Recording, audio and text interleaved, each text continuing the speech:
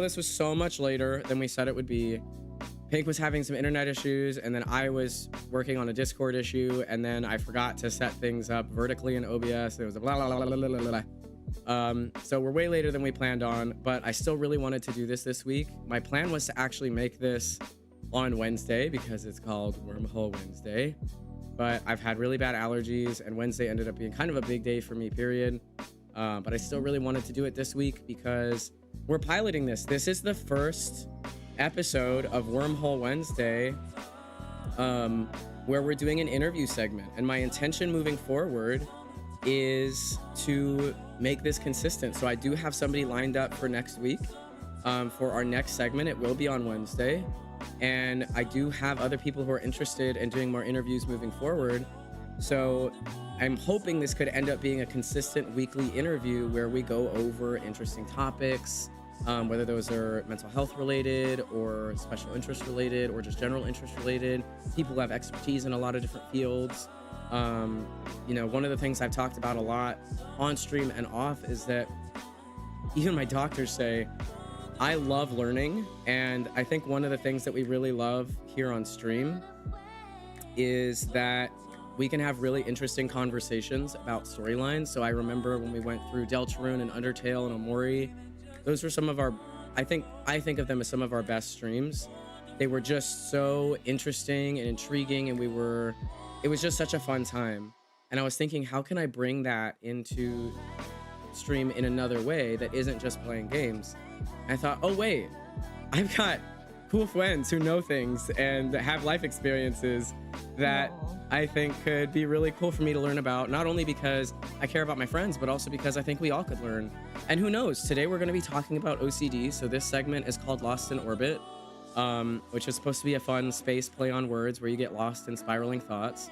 And Pink is kind enough and brave enough to be sharing about their experience with OCD and what that feels like on a day-to-day basis. Obviously, your experience, Pink, is not going to be the monolith for every experience. Exactly, yes. But I definitely think you have just a ton of information and insight that people can either relate to or learn about. And we've talked a lot already.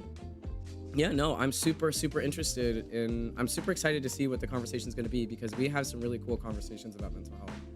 So, let me read some of the comments. I'm EPA, I have really bad vertigo and a headache. Oh no, I woke up to a stream alert.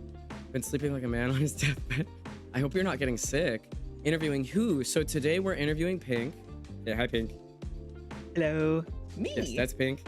Yes, that's hi, everybody. Pink. You probably know her. She's a moderator and generally just an active part of the community. And then we're gonna be talking about OCD next week. Who knows? We'll just have to find out, I guess. You'll have to come to and watch the stream. Yeah, you're just gonna have to watch the stream. It will be next Wednesday, and I do have somebody lined up, and I think it'll be really cool. Okay, so Damien asked, I think it's a great starting question. What is OCD? That is a really good question. And let me know, Astro, kind of when you want to jump in, because we've talked a lot about this topic, I think, over the last few months. And so I think also you have some very interesting insight and thoughts about it, the whole thing. But OCD stands for obsessive compulsive disorder. Okay. And it typically, when people think of OCD, they do think of obsessively doing things physically. This is one of the things you and I have discussed, which is it's a pretty big, I don't want to say misunderstanding, because that is, I think, more of the front and center thing. When people think of OCD, they think of someone who is, washing their hands excessively, turning lights on and off excessively. They have to do something, and it's a compulsion. Like you have to do something, or else you physically feel like something is wrong. So that is one part of it, and I think it does kind of, some people have it all the time. Sometimes it, is more, sometimes it's less. The other part of OCD, though, and it is referred to as pure O, which is it's purely mental.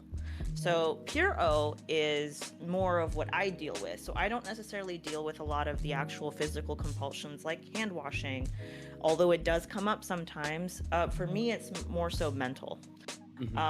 So when I say pure O, for me, it's what, and I love what Astro did with the title, which is like you're kind of lost in orbit. You get stuck in very cyclical thoughts. And I think part of what we were talking about was the what if and then. I'm going to take a pause here just because, again, Astro and I have talked a lot about this, and they have a lot of, I think, interesting insight as someone who is seeing someone else go through this. So I'm going to take a pause there in case you have anything you want to add. We actually already had Damien said definitely me. So Damien, do you have OCD? I'll ask you that. I will also say the floor is entirely open. If anybody has any questions, that's helpful for me. I am acting as an interviewer. But why is it? There we go. My coloring was off. I'm acting as an interviewer, but that doesn't mean that I'm going to have all the questions that everybody wants to hear. Matthew, hello. Thank you for the follow. Also, I saw Jay. Hi, Jay. Hello. We're talking OCD today. My best friend has OCD. We go to school together, and she has specific stuff she does. So that sounds more like a compulsion. So my understanding, and you can jump in and correct me at any point, Pink. But my understanding is that, so there is OCD, which is obsessive compulsive disorder. And essentially it's relating those two things where you have thoughtful obsessions and more physical compulsions. And that doesn't mean that the obsessive thoughts don't have physical consequences or physical manifestations. It also doesn't mean that the compulsions don't have obsessive thoughts. The idea is that they kind of play off of each other. Now, for certain people, OCD presents differently. For some, they may lean more towards the compulsion side. So that's where you think of your caricatures of washing your hands a million times, or because, you think something bad's going to happen, or, flipping the light switch on and off repetitively because there's going to be some consequence if you don't, versus an obsessive thought, which I think Pink can share a lot more about. But obsessive thoughts really acting like spirals. You get into these thought processes that you can't get out of. Essentially, you're trapped by your own thoughts. And they continue into these hypotheticals, these what ifs, if that, then this, if that, then this. And we were having a really cool conversation last night, actually, about this. So it really becomes, from my outward experience, somebody who's outside of it. I do have some obsessive thought tendencies, but I have never been diagnosed with OCD, and I have been screened for it. And I do have family members who either have OCD or have certain tendencies. So, like, for example, one of my tendencies, just for a little bit of vulnerability, I have what's either called dermatophagia or dermatillomania. So I pick at my skin, specifically at my skin around my lips and my fingers. And the reason why this is considered for me an obsessive tendency and more of a obsessive compulsion, so an OCD tendency, is that it's not due to a lack of stimulation. It's not directly linked to stress. I do it because I have to have smooth skin. If I don't, it makes me viscerally uncomfortable, and I will go to the point where, slight trigger warning, but, fingers will be bloody, mouth will be bleeding, because the skin has to be that way. Otherwise, I am viscerally uncomfortable. My sister has trichotillomania, which is the hair pulling, so she pulls out her hair. So those are, to my understanding, tendencies that lean towards OCD, but there are a lot of other diagnostic criteria that go into getting a diagnosis for OCD. So I think I think what's really interesting, first of all, we've already described this difference between the obsessions and the compulsions, although that they overlap, right? I don't know if you can have one without the other. Can you? I mean, because you say pure O, where it's purely mental, but you also said that you have some compulsions that manifest as well. Do you know if it's possible to literally not have any compulsions or not have obsessive thoughts whatsoever with OCD? Or does it kind of go hand in hand regardless? Not really. So they do kind of go hand in hand regardless. And the thing with OCD too is, and they're called themes, which is your theme could be different just depending on what you get triggered by. So like, I might go months without worrying about like hand washing, for example. And then out of nowhere, that theme, quote unquote, will get triggered by something.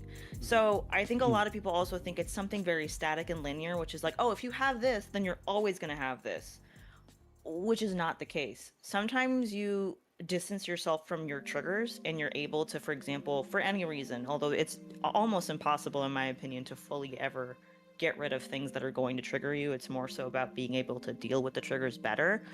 But there are points of time in my life where I've been not surrounded by X, Y, and Z, and then I've been able to not have those particular subtypes or themes or whatnot pop up. So in my opinion, it's not necessarily that, like, you know, I have pure O and I'm never gonna have X, or I have X and I'm never gonna have the other one. I think it's just about it really does ebb and flow. So Okay.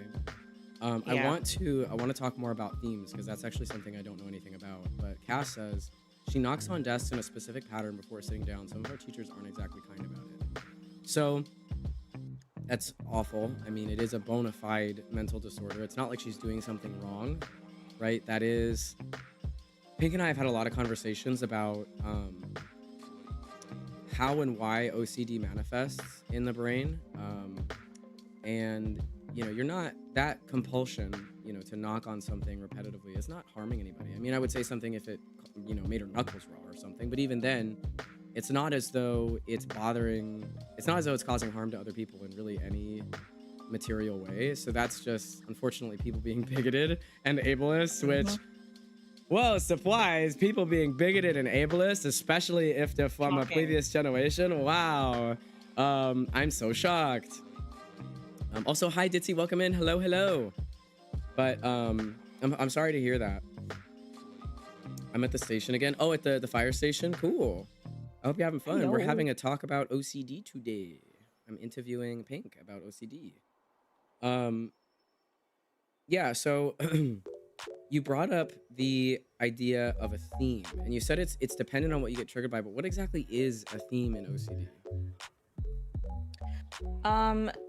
So that's a really good question. So when I say like OCD themes, it's basically just the topic that your OCD is currently latching onto. So OCD is basically, and I think you described this really well when we were talking yesterday, which is it's a what if. And that what if gets followed then by, I have to figure this out, I have to fix this, I have to make sure this is not true.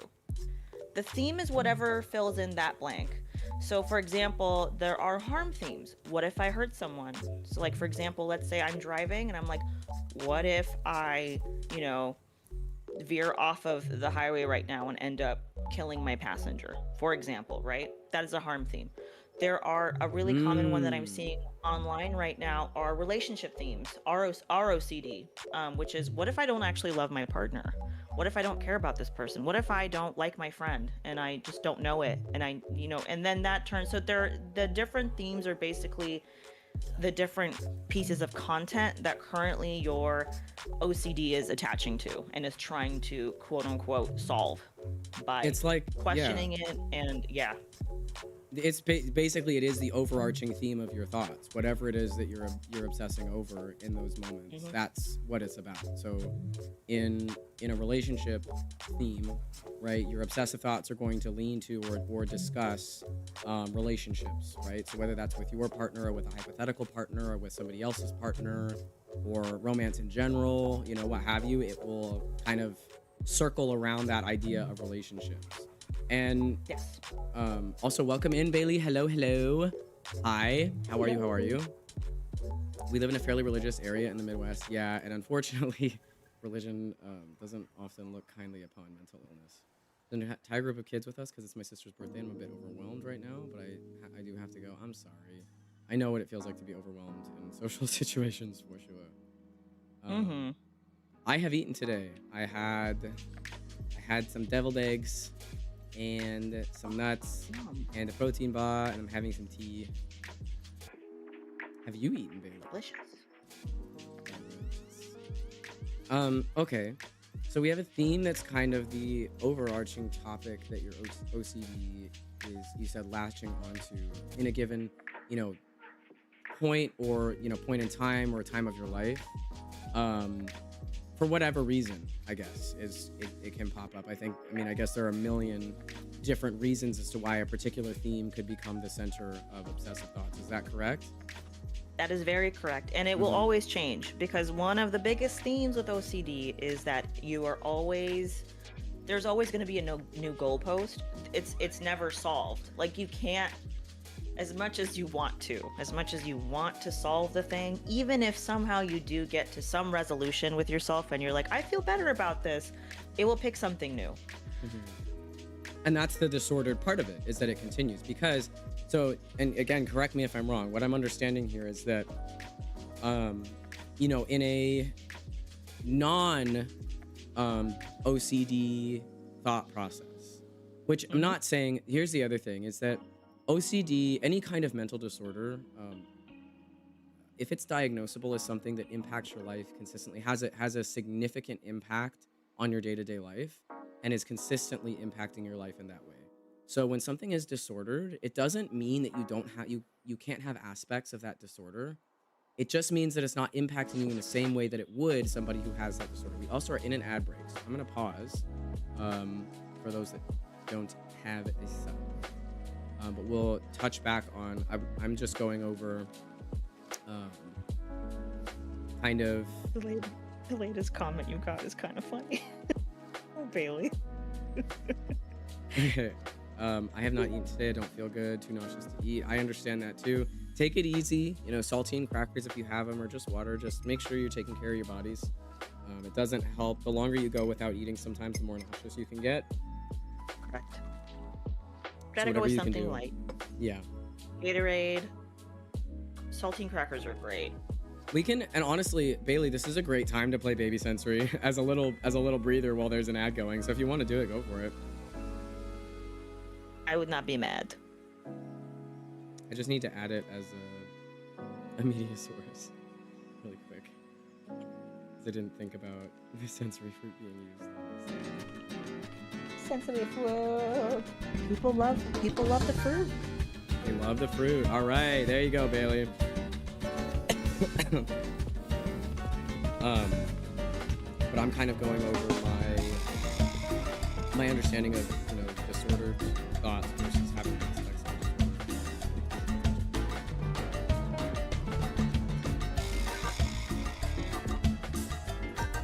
Relaxing. Hey, if this is relaxing, that is Well, why I asked about the redeem. To me, it needs the music too, so it's not two different audios. All right, we did get a Baby Sensory redeem, so a little bit of a break. Welcome back from the ads. Disordered.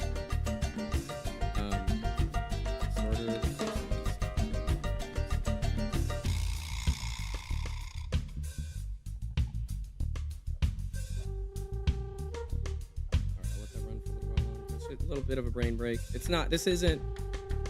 I'm feeling fine. I wouldn't say I'm overwhelmed by the conversation whatsoever. I find this very, very interesting. How are you doing, Pete?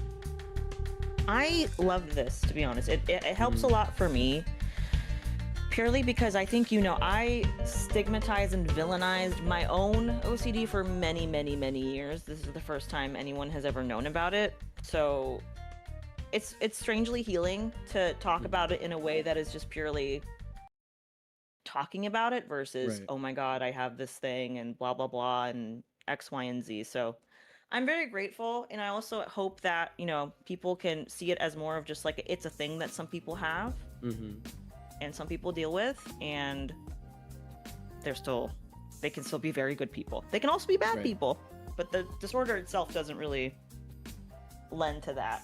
Right, exactly. Tater says, it feels very refreshing to me to hear y'all talk about this topic. I was diagnosed with OCD back in September. Congratulations. Yay. I hope that has given you validation and kind of some insights into yourself. I know congratulations can kind of feel mixed. I say that from the place of, I always think it's a benefit to learn more about yourself. And coming from a long history of mental health issues and a long list of diagnoses, having something that you can organize your self-concept under can really help you find coping strategies and, you know, ways to navigate your life that benefit you specifically. So thank you for sharing, and I'm glad. That's what I wanted to do with this series anyway, is that, you know, whether it's talking about OCD or, you know, one person wants to talk about geology potentially or what have you, there are so many things in the world that we don't get the chance to talk about on a daily basis. And I am such a person who I love questioning things. I love learning. I've said that. And I very rarely get to have these types of conversations where I can really dig deep into a topic and understand it better. And the other thing I love about specifically talking about mental health is that number one, it's still very stigmatized, even though we're creating safe pockets and communities for it or discussion about it. But number two is that I'm understanding a very close friend of mine anyway, right? I'm understanding Pink better, and I'm understanding my community better. We've had 3 or 4 people now talk about either they themselves have OCD or people they know have OCD. And so now we're all just understanding each other better. And I think that is just, at the bare minimum, helping people. And that's what I want to do if I can do it. So thank you for sharing. It's I'm gonna very start powerful. crying. And I know it's not easy. And I fully understand that, but it's brave to share those kinds of things. Ren says, I have a question. My friend has OCD. I think a big chunk is health OCD. And sometimes I feel a bit out of my depth as to how to be a good friend in those situations. What would be your advice for being a good friend to someone with OCD? I do relate a lot to the obsessive thoughts. I get those too, but from my tism, I think. Okay, so that's an interesting question. Um, I feel that this feels like a decent question for me, but I wonder, Pink, do you have any insights there too? Well, I definitely want to pass it back to you in just a second. I will say that I think it's very sweet that you're asking this question. I do Mm-hmm. think it's a two-parter. I think part of it is also like, for me, I had to put boundaries for myself. So I had to learn about, like, for example, reassurance seeking is not healthy. It is not a good Mm-hmm. thing. Now there's also part of it is learning more about myself in order to get to that point where I can say, hey bestie, if I ask you something like this, I need you to do this. So it was a very specific, like, and me and Astra had that conversation where it's like, sometimes I will get stuck in a OCD spiral where I think like someone's angry at me, even though logically I know they're not. So they're, I think it's nuanced. But I think part of it is also like literally just asking your friend, like, hey, I know you deal with this. How can I best support you while also keeping in mind that OCD does have certain things that show up that we just can't do. Like reassurance seeking is a big one. It's unhealthy for me. I need to learn to be better about doing that, and I need people around me to know that if something like this comes up, that okay, we're basically feeding her OCD. I'm gonna take a pause there because I think Astro is gonna have a lot more of a perspective on this, being that he is the one who is friends with the person with OCD. Right. So. Also, hello Grimpro, hello monsters. Are you gonna eat us? Maybe. Maybe. Who knows? Yum. Keep an eye open at all times. All right. I ain't got these teeth for no reason, but also hide. So the thing is that I think one of the really important things for me to understand being a friend of somebody with OCD, and you care about your friends. And this is one point that I want to make first, is that I do hear a lot on the internet about how it's not our responsibility to take care of other people's mental health. And that is basically correct. That it is not your responsibility to handle the symptoms of somebody else's mental health.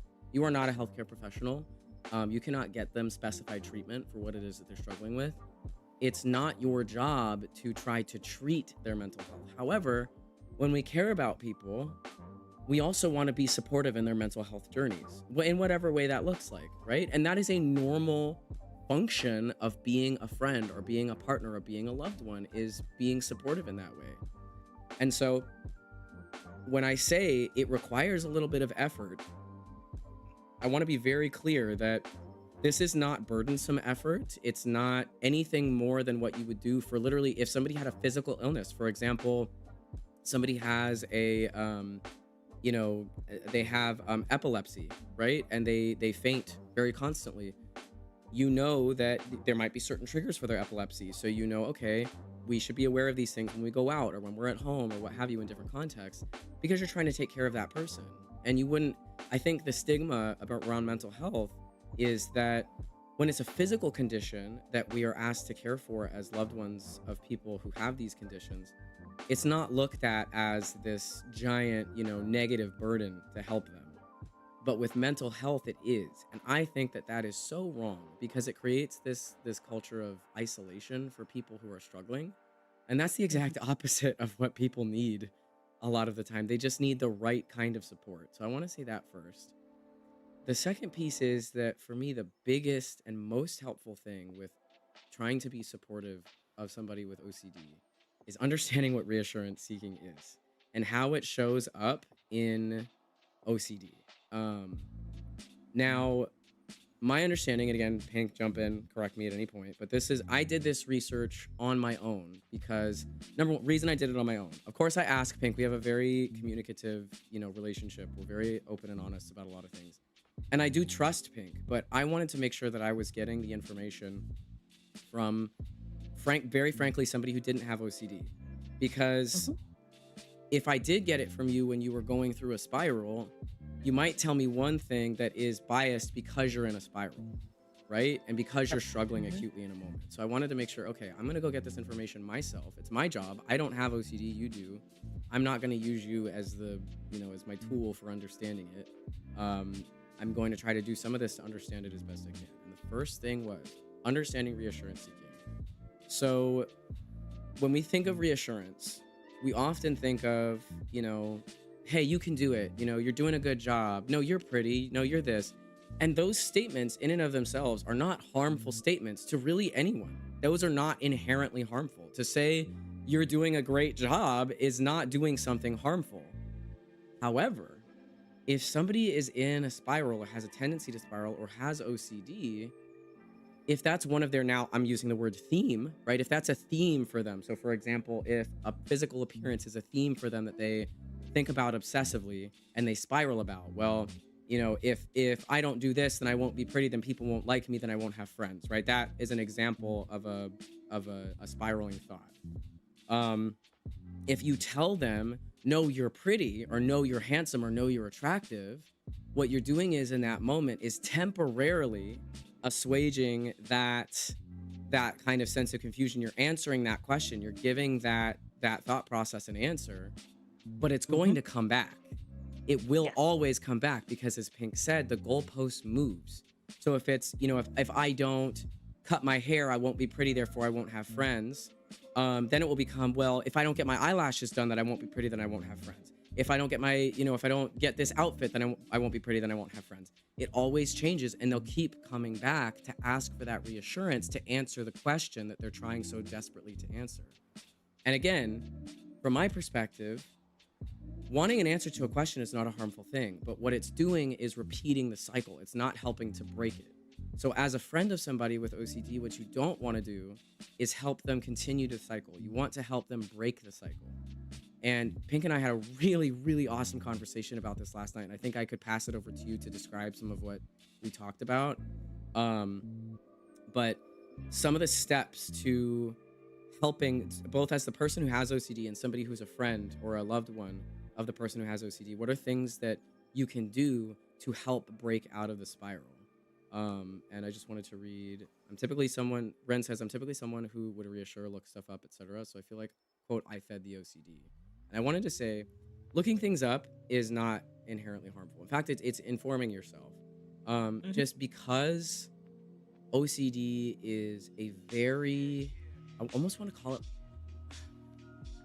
it's a very particular disorder. It requires a very particular treatment. It's not your typical depression and anxiety, although those can be comorbid. Um, you just need to be aware of certain things and how they sound or how they might look. Um, and once you are, it's really not hard to say, I'm noticing a pattern here. I'll say like, Pookie, I'm kind of noticing a pattern here. I'm kind of noticing a spiral. I just want to let you know. And you can say it in a very kind and caring way and just say, I just want to let you know that. And, then the person can do what they need to do to take care of themselves. But that's kind of my 2 cents. There's more to it. But I do want to talk to some of when you're in a spiral, what are the steps to do to try to help yourself out of it? And I know it's easier said than done, but what are some things that you have learned or that you use? So, I mean, for me, I think one, And I cannot recommend this enough, and I'm going to go on a little bit of a, it's not too much of a tangent, but it's something that I think is important. Therapy is very helpful. Um, Having a professional to talk to, because here's the thing, I don't think I would have gone to therapy if I didn't have friends who told me, hey, my therapist is great. Hey, my therapist is actually helping me a lot. And I was like, oh, maybe my experience with therapy is not this like, standard experience. And I just had this one therapist that was bad. So that's just something I want to put out there, that it does help. Having someone to talk to who can give you the skills that you need is incredibly helpful.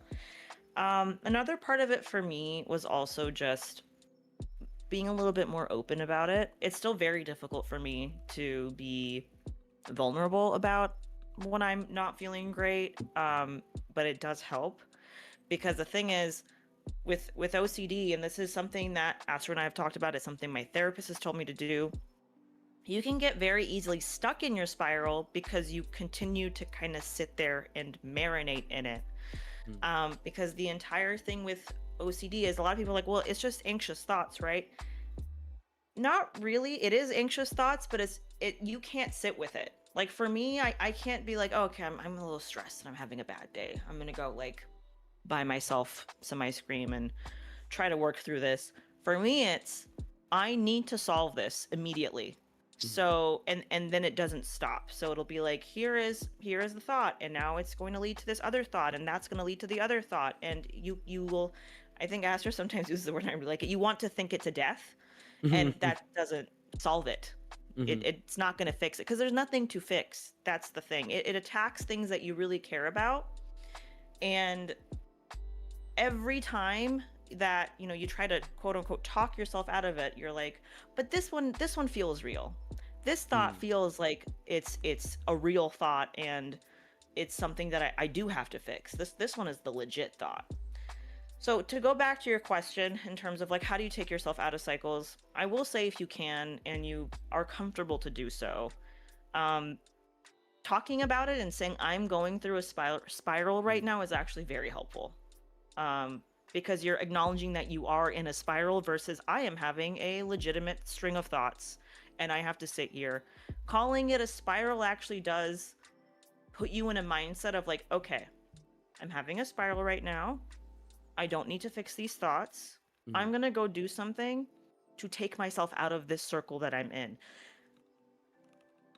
Part of it is also like, I personally, and I'm not saying everybody will try to do this, is I want to like rationalize it. I got frustrated. We were having a conversation. I was getting angry because I'm like, no, this thought is real. I don't know why you're trying to change my mind. This one is real, and I have to stick to it.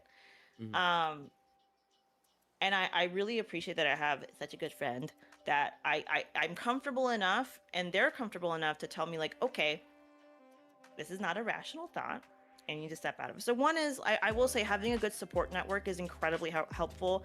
Having a good therapist is incredibly helpful.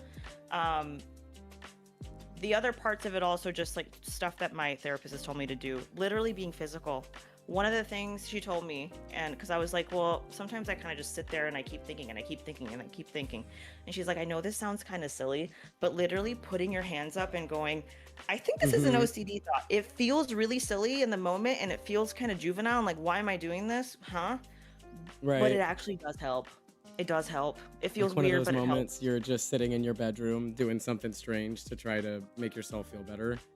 You know, like And it helps. I'd see those TikToks of people who put something silly on their head and make silly faces in the mirror just to try to get them to feel something better or different, right? Or say the word bubble a million Yeah, times and it makes you laugh, absolutely. you know? Mm-hmm. It disrupts Oh, that's that a thought really funny. process. It's really funny you mentioned that, because that was, I think, one of, I didn't know it was OCD until, oh, and Ren asked a question of, how did you, or did you figure out it was OCD and not anxiety? Well, And that before that, kind we of, have an ad. yeah, and Oh, go I'll ahead. Yeah. pause. Oh, I'll Yeah, we'll pause. pause. That's really Um, interesting, Asher, that you mentioned that, because I'll go into it after the ad, but that was something I did before I knew it was OCD, because I didn't know what the heck to do with it. right. I do want to talk too about, because you mentioned acknowledging that it is a spiral, but also talking about how you know it's a spiral, versus Yeah. what you said is a legitimate real thought. And I think that was a Hmm. topic of our conversation last night that I think could be really interesting to discuss, because it might look Absolutely. different for other people. I don't really know. This is just what I noticed for you specifically. Hmm. But I don't know. Who knows? For somebody else, maybe that is their experience as well. And then we could basically say, hey, if you start to think this way, maybe it is a spiral, and that's helping someone, right? Um, Hmm. I agree. No, full. This is. It's also really cool to see people say like, "Oh, I got diagnosed with OCD." I'm like, mm-hmm. "Oh my." It's an immediate sense of, there are a lot of people, and I don't know, maybe I'm speaking out of turn, but there are a lot of people around you that you don't know that probably have OCD. It's not as small Absolutely. of a world as we normally think. And I know, especially with so many people being more isolated these days, it can feel really lonely. But I do think there's once someone is brave enough to say, this is who I am, this is me, this is what I struggle with, people are inspired and they come out of the woodwork and say, yeah, me too. Because all of a sudden you're not alone anymore. And now it's not as scary to be the one person standing, but it is scary to be that one person standing. But when you do it, all of a sudden you're not standing alone, you're standing with a group of other people. So there's an astro tip specifically. If you're ever worried about Mhm. opening up about something or standing up for something that you believe in, think about the fact that once you do it, you're not going to be alone after the fact. People will come and they will be with you. You will have to be the one to say it first, but that does not mean you will be alone after you've said it. Um, Often it does not mean that. Also, welcome back from the ad. So, um, the interesting thing is Ren said too, I relate so much to I want to fix that now. This is the thing, I was trying to explain this earlier about the difference between having a disorder and having aspects of that disorder. So I am Mhm. also, I historically am a fixer, right? I need to fix things as soon as possible. But I have been screened for OCD no less than 3 times, and I do not have it. And I'm not trying to have it, or I'm not saying I want to have OCD. I'm not saying I don't either. I just don't have it. Um, Yeah. but for me, that's more of a symptom of anxiety, and it has to do with my trauma about abandonment and people leaving if I made a mistake, and I could go on. But there is a part of it that it's very similar to OCD in that I will think about something, every single possible outcome of that thing, and I would do it to try to prepare myself. And the craziest thing was, oh my God, this just reminded me. I would say all the time that the way that I manage my anxiety was I would think about the worst case scenario and I would plan for that so that if anything better than that happened, then I would still be okay. But the issue is, and Pink and I have talked about this all the time, if you're planning for the worst case, you're sitting there anxious as hell about the worst case. You are Yep. scared. You are pre-grieving, you are pre-stressing. So it actually caused way more anxiety to think that way. What I had to do was learn to relinquish control. And for somebody like me that doesn't have OCD, that is a very different ball game than for somebody that does. Um, and I don't know that I've ever been screened for it, but I got a diagnosis for a perfectionist personality disorder. So I also have aspects of perfectionism. I don't know if I have a disorder about it, but that is what came up with my neuropsych very consistently. Um, but is that I'm a very big perfectionist. If I plan for the worst case, I can go and relax because I'm prepared. It may work differently for you because that's your mental health. But for me specifically, I recognized all of a sudden, wait, when I'm in moments of high stress and I'm saying, okay, the worst thing happens, I lose my house or I lose my job, um, I will sit there and say, okay, well, I'm planning to lose my job. And then for the next week, I'm sitting, okay, so I'm going to have no money. So I need to make a ton of money right now or find another job right now because the timeline's super short. And then I freak out. But that's me, right? No, and you don't need to apologize. It's just, I think that's the point of this conversation is that I want to open up a space where people can have a difference of opinion or experience and it's safe. It's totally fine. Absolutely. If it works for Hmm. you, that's wonderful.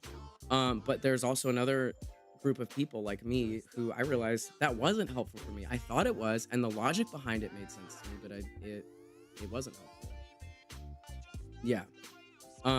So I want to get back to Ren's question, their original question, but I do want to touch on while we were in the ad, I was saying, you said when Pink, you said that when it's important when you have a spiral or when you start to spiral to acknowledge it, to say something about it to somebody else.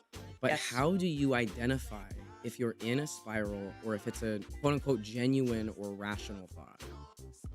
I love this question. This is a beautiful question because it's something that I struggled with forever because it was very difficult for me to categorize my thoughts and say, this is a real thought, quote unquote, although all the thoughts are real and I don't know if there's a better way to describe it. And this is an OCD spiral. Mm-hmm. Part of some of my conversations with you have been very helpful. And this is something I also talked with my therapist about, where I'm like, I don't know if I'm quote unquote allowed to have this thought versus if I need to stop it. One of the things that is now very helpful is this, if this, then that. Mm-hmm. So that structure of a question, right? Mm-hmm. If this happens, then that's going to happen, and then if that happens, then this is going to happen. Mm-hmm. Which we kind of talked and identified as like, this is a very slippery slope. Mm-hmm. And that, but the other part is also like, you can also know that you're in a spiral and you're not just thinking if it feels urgent, right? If I Okay. need clarity now, I can't relax until I figure this out. You start to go in circle. There's nothing that's progressing. The Mm-hmm. other thing that I'm realizing now is you're not really looking for like a rational truth or conclusion to reach to. You're looking for relief. I kind of sometimes am noticing that I'm looking for some way where I can untie the loop of questions I'm having and be able to reach to this thing that says, okay, this is what I can do. Now I feel better. The Mm-hmm. problem is though, you're never going to get there. Mm-hmm. So that the I think the relief seeking is another big one. Like, you're not really looking for understanding or trying to get to some like source of truth. It's more so just a desire to feel good again, and which is like it's a compulsion. So okay, so it seems like, and we talked a little bit about this too, that, and this is my understanding of mental health. So if there's a mental health professionals watching, I am not a mental health professional. This is my understanding. I'm being very clear. But the way that it's been described to me through many, many years of therapy with different therapists is that mental health disorders, they exist as a response, a lot of them as a response to trauma. Some of them are congenital or neurodevelopmental, so you're born with them basically. But many of them, their genesis is some kind of trauma, or they're a protective mechanism that your brain develops in order to address stress or pain or what have you. However, when it becomes disordered, right? Because you think about that, you think, okay, there's nothing wrong with it. But when it becomes disordered is when it starts having that negative, consistent impact on your day-to-day life. It becomes maladaptive instead of adaptive. So something that is actively harming you versus giving you that actual sense of relief. Because from my perspective, there's nothing inherently wrong with wanting relief from stress, but the way that you are seeking that relief can become problematic and actually cause the opposite of relief and really will cause more pain. Correct. And that is kind of the crux of a mental disorder, from my understanding, like OCD, is that the way that it's gone about is the harmful part. And I once had a therapist that told me, and I will issue trigger warning really quickly. I'm going to use an abbreviation and I won't go into detail, but this is kind of a spicy take, and I'm ready to share it, and I'll take responsibility for the fallout for it. But it's my honest truth. I had a therapist who explained to me I would SH for a long time, happened for a long time. And I've always told it was bad. That's a bad thing. Don't do it. Right? Unless I could get into some trauma around it, but I'm not going to do that. But by and large, the quote unquote therapeutic idea around SH was that it's a bad thing, right? Don't do it. It's a bad thing. And there's not necessarily anything wrong with saying that, because I wouldn't say it's a good thing. But my mind was kind of changed when this therapist of mine for the first time said, that is it was an effective tool that you had at the time. It did the job that it needed to do. However, and this is important, however, it was causing you harm. And the goal is to create coping mechanisms and processes that minimize harm as much as possible. So we want to replace that maladaptive coping strategy with something that is helpful. And for me, hearing that, number one, made me feel like it made a sense of guilt lift that I was doing something awful, right? Number two, it gave me an actionable step to take in order to help myself feel better. And one of the things I notice when you and I are talking, Pink, is that not only, do you feel bad because of the symptoms of OCD, but then you get down on yourself for having OCD instead Yeah. of accepting it as a neutral part of yourself. And it's sort of a double whammy of trauma and pain. And it's so reasonable. I mean, who of us hasn't done it? I do it all the time. I get down on myself all the time. I'm my own worst critic. But I think there is something to be said about, yes, OCD is harmful to you. It's also a part of you. It's also a kind of like a coping system that your brain developed in order to deal with a situation where you didn't have other tools. Right? Do you think, is that fair to say, or would you say it's more intense than that? What do you think about that statement? I think that's very fair to say. I think the part of my brain that's like desperately wanting to villainize this aspect of myself is like, no, I hate it. I want it gone and eradicated. But that's not a very, not only is it not productive, but it just puts you in a very sad mindset all the time. Yeah. It's almost like you're grieving a version of yourself that you think could have existed. And I don't know. That version might have existed and might have not. I might have been a totally different person. I might have not. I will say having a group of people that are, again, this is part of what I mean by support network. I was very alone for like a huge portion of my life. And don't think that helped me. A part of me was like, yeah, but I'm not getting triggered. Okay, yes. And then I talked about this with my therapist too. Mm-hmm. You're also severely decreasing your comfort zone. Right. So everything then, if you try to do anything, it feels like you're going through war. Like your body does not differentiate between I am having a conversation with a friend and I'm a little stressed and I am actively in a war zone. Like that is what your body gets used to because it knows, okay, if I get stressed about this, she's going to stop doing the thing that is stressing me out right now. So I'm going to send signals to her that are going to feel horrible so that she stops doing the thing that she's doing. And part of that is also just like sitting with the discomfort, which I don't like. I don't like doing it, but it's necessary. That's part of the work. It's part of the growth. And I think that is such a universal issue for so many people for so many reasons, because I'm also in therapy discussing sitting with discomfort and uncertainty. And I think that's part of the thing, again, having an aspect of disorder, there's so much more that we can connect with as human beings in our experiences than we can't. Which I think when you have conversations like these, all of a sudden you start to realize, and I remember you and I have talked about this sometimes too, that you thought that was just a you thing, or that was just an OCD thing, or what have you. And I would say, no, I do think that way too. It's not just you.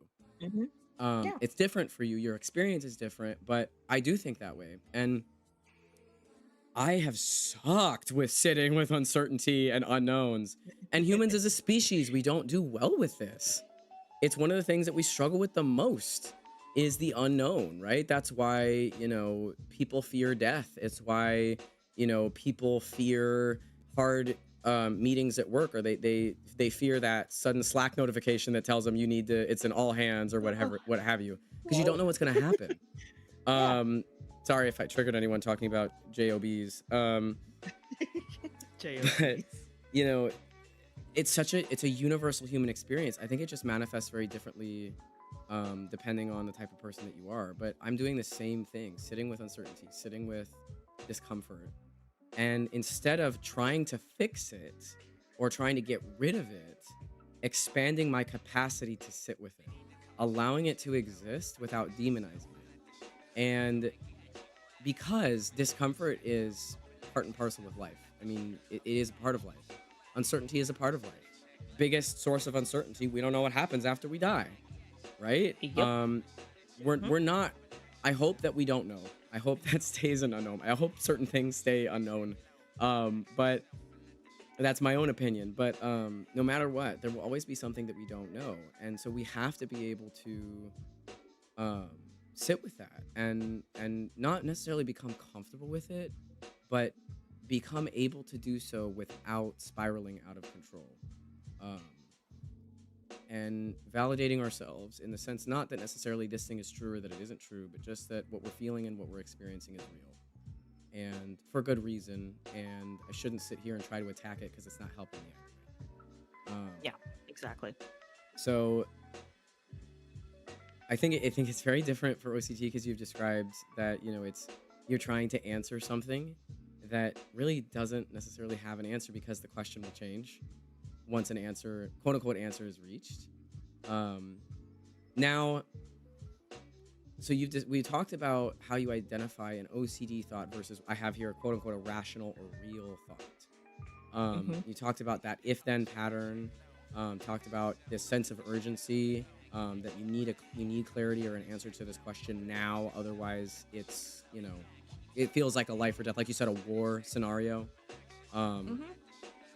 And that you're not really looking for a rational truth, you're looking for relief. So we talked about how to identify these patterns. We've talked about, what they are and how they can be themed and how they can shift and change, how to break out of them. But what is it like to actually sit in an OCD thought spiral from, if you can, from start to finish? And I think let's touch on that. We just got an ad break, but I think that would be a really interesting process to describe.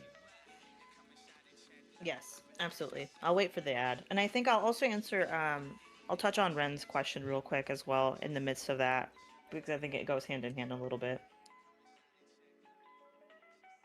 Okay. I also saw Max came in, I believe. Hello, Max.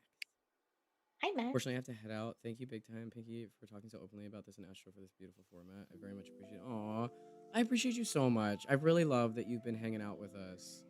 I really enjoy your presence in streams a lot, and I hope whatever you're up to is fun and that you have a good rest of your day.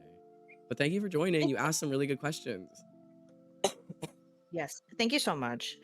I'm honestly like, when it comes to questions, I think you're the same, Astro. But I love people asking questions. It feels really good for me, at least. I feel like because like especially with the community that you have, everyone's just very genuine. Like the questions they're asking are coming from a very genuine place, and that's so rare.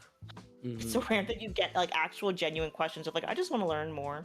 I find it kind of funny because that you and I talked about this too. That's part of why I wanted to do this format, is that it was bringing me back to my roots in streaming, where I think the reason why my community feels that way is because that's how I was. And I think I lost touch with that a little bit over time. And I wanted to come back to it. And I wanted to come back to it in a way that I felt like had some benefit to myself and to everybody else. Ideally, I want to see this format evolve to where I can have activists or, subject matter experts, right? Doctors or what have you. I want to have all kinds of people here to have some really interesting discussions, because I think I'm really tired of seeing such complex parts of life get condensed into sort of the TikTok format of, 20-second text post of how mental health is supposed to work, or how, socio-political issues work. So much of the nuance is lost. And people don't see, it's not a conversation on the internet so much anymore. It's a battle. It's a battle, and it's a statement, which like a lot of the times it can't be a statement. It does need to be a conversation. There does need to be some back and forth. There needs to be questions. There needs to be so much more. And now it's just, I have this opinion, and my opinion's right. Bye. It's like, okay. Right. Well, there is I don't one know what to correct do with opinion, that. and if you don't have that, then prepare to lose your job, kind of thing. Yeah. Although It's I'm not just saying there aren't people that's that not don't deserve healthy. that, True, but I mean, there's nuance. A lot of the situations, of course, there's the stragglers, which is like you deserve to not be employed anymore. Um, Right. but Right. Like if you own a uh, dog bathing business and you beat animals, yeah, get oh my fired, God, get dunked I on. remember that. That was I insane. know. Yeah, that's different. But there's also Yeah. sometimes where I'm like, wow, this situation could really benefit from a little bit of care and compassion and Right. this ability to take in more information. Right. Like that's why I always say, like, I love people. I've had people ask, like, send me messages sometimes, like, is it okay if I ask you this? And I'm like, yes, you can ask me things, that's okay. Right. Yeah. No, I agree with that. Also, Max said, didn't want to interrupt because what you were saying was interesting. No worries.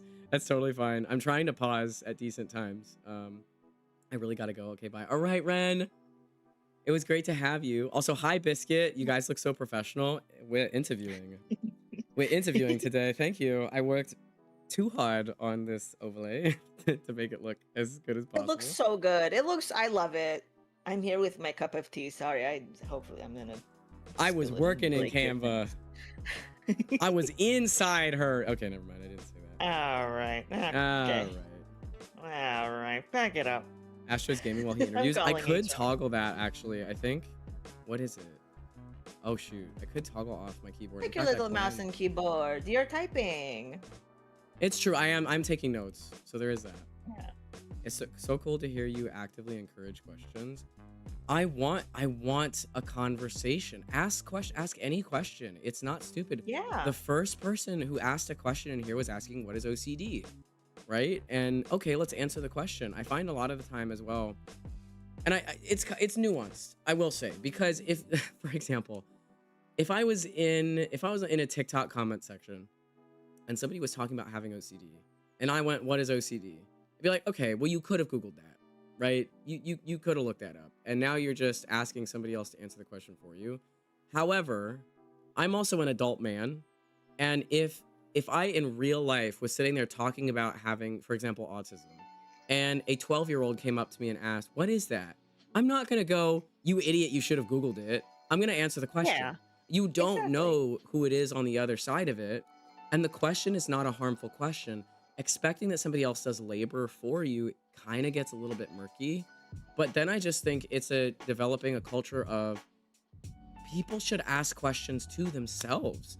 And this was something, this is something I've thought a lot about. I have a lot of children in my life for one reason or another. And I have found that in, especially the American education system, they are not encouraged to ask questions and investigate on their own. They're encouraged to basically get the answers through some mnemonic or through some, basically some process that's manufactured for them. But when I was a kid, I would have my book and a dictionary right next to me because I wanted to know what that damn word meant right then and there. I'm not going to go, hey, what does this word mean? Hey, what does this word mean? I was like, I want to figure this out right now. I want to figure this out right now on my own because I want to understand it as I'm reading the book. I don't see that culture a lot anymore. Not even with just young kids, even with, even when I was in high school, the culture in high school was not about learning and expanding your mind. It was really a lot of the time just about getting through the damn thing. So a lot of the times that triggers an immediate reaction. True. I get why, but it's so cool. Also, Googling is different than learning what it's like for that specific person. This is also very true. That's a very good point. Because, Yes. Max, you weren't here earlier, but we went over for Pink in particular. Her OCD is more centered around obsessive thinking, not as much compulsions. So we had some people talk about friends with compulsions and what that looks like. Not saying you do or don't have compulsions, just that, it's more so obsessive thoughts. Yes. So it's Mine is different for more in the everybody. category of pure O. But yeah, exactly. I think it's really, that's why I really like this conversation, because for a lot of people they think, oh well, I don't have it then because I don't wash my hands, or I'm not, like, the most common one is, oh, I'm just really organized and clean or whatever. But it can be a lot of different things. If you are unable to get yourself out of X, Y, or Z kind of thoughts, then, it's something to think about. You might not have it. It might be something else. Sometimes it is coupled with different types of disorders, but that's why these kinds of conversations are so important to me because I feel like it's giving people the space to not only learn but also have somewhere safe they can ask questions of a specific person. My experience is not going to be the standard experience for everybody. Right, exactly. And I think also part of it is giving them a safe place to stumble. Um, and again, kind of a hot take, but I will take the fall for this hot take. There are people in my life who genuinely mean well, and I know that they mean well, but they are ignorant. And I mean ignorant in the literal sense. They just don't know about something. And because they don't know about something, they make mistakes. They're genuine mistakes. For example, Pink and I were talking about this earlier. My nephew is trans, and he's recently come to the understanding that he's trans. Now, for me, it's a lot easier to switch to a new set of pronouns and a new name because I've done that a million different times for plenty of people in my life. I use alternative pronouns, by the way. My pronouns are he, they, although he is preferred most of the time. My gender is a slightly masculine shaped blah, but we don't need to get into that right now. But there are people in my family who do not accept my nephew for who he is. There are people that do and make genuine mistakes and say, oh shoot, I shouldn't have said that. And they ask questions like, what is that thing that he's wearing? What is it doing for him? That's not demonizing it. It's trying to understand. And sometimes I can say, it's not really something that you need to know. It's personal to him. I will just say it's helping him feel better. But there are some times where I can say, that's doing this function and it's making him feel better in his skin, right? And that's enough of an answer for people who genuinely mean well. So again, if somebody hopped in to this chat right now and said, what is OCD? And somebody did, just ask the question, answer the question. And if they ask a question it's a genuine question, but it's said with ignorance or it mentions something ignorant, I think it's fair to give them space to make a mistake. Now, if they repeat the mistake, that's no longer a mistake. But there is one, you can basically ask a question. If it's ignorant, it's ignorant. We can say, hey, that's, it's a little ignorant. We'll use this as a learning moment and then move forward. They repeat it or they say something obviously awful like a slur or something like that, then, I don't have tolerance for that kind of a thing. But school is very get the answer or risk getting it wrong. Exactly. School is very much about shame now. The Socratic method is popular for a reason. Dude, I love Socratic seminars. Grades especially is very punishing. You can get half of the information that you learn right. Because you don't get more than half right, you're considered basically having failed and not learned anything. True. I always get so irritated about this. 5 out of 10, you failed, and we're going to ignore the fact that you got half the information right. Yep. If they don't reward you, it's punishment. They don't reward you for a job well done. They punish you for a job not done well, or what they say is not done well. So well, school in general is also, I have some hot takes about schooling, but oh, absolutely. But I wanted to, we discussed the question of what is it like to sit in an OCD thought spiral. We talked about all the other aspects of it, but what is it like to be in it when it happens? Oh boy. Okay, so for me, and this is, again, like, I'm trying to learn more about what it's like to sit with my physical self too, because a lot of the times, I do this a lot, Astro's seen it when I'm feeling really bad. I immediately go into, like, again, I'm trying to solve the thing, but when a spiral happens, I tend to turtle inwards a lot of the time. Now, this is not really related to the OCD part. It's more so just trauma, where I don't feel comfortable telling people that I'm going through a hard time because it immediately feels like I am, just the act of telling someone I'm not doing too great feels like I am telling them to do something. So I'm like, I just won't do it. So that's part of it, is I get very turtly, and I'm like, I'm not going to talk about it. I'm going to fully go in. The other thing is it's very physical for me, which is I just won't move. I will be bedridden for hours and hours, sometimes days. There's times where it's lasted a week because I'm like, I don't want to talk about it, and I need to fix this, and I will fix it, but I'm not really doing anything to fix it. In terms of the actual brain itself, in terms of what's going on in my mind, it is,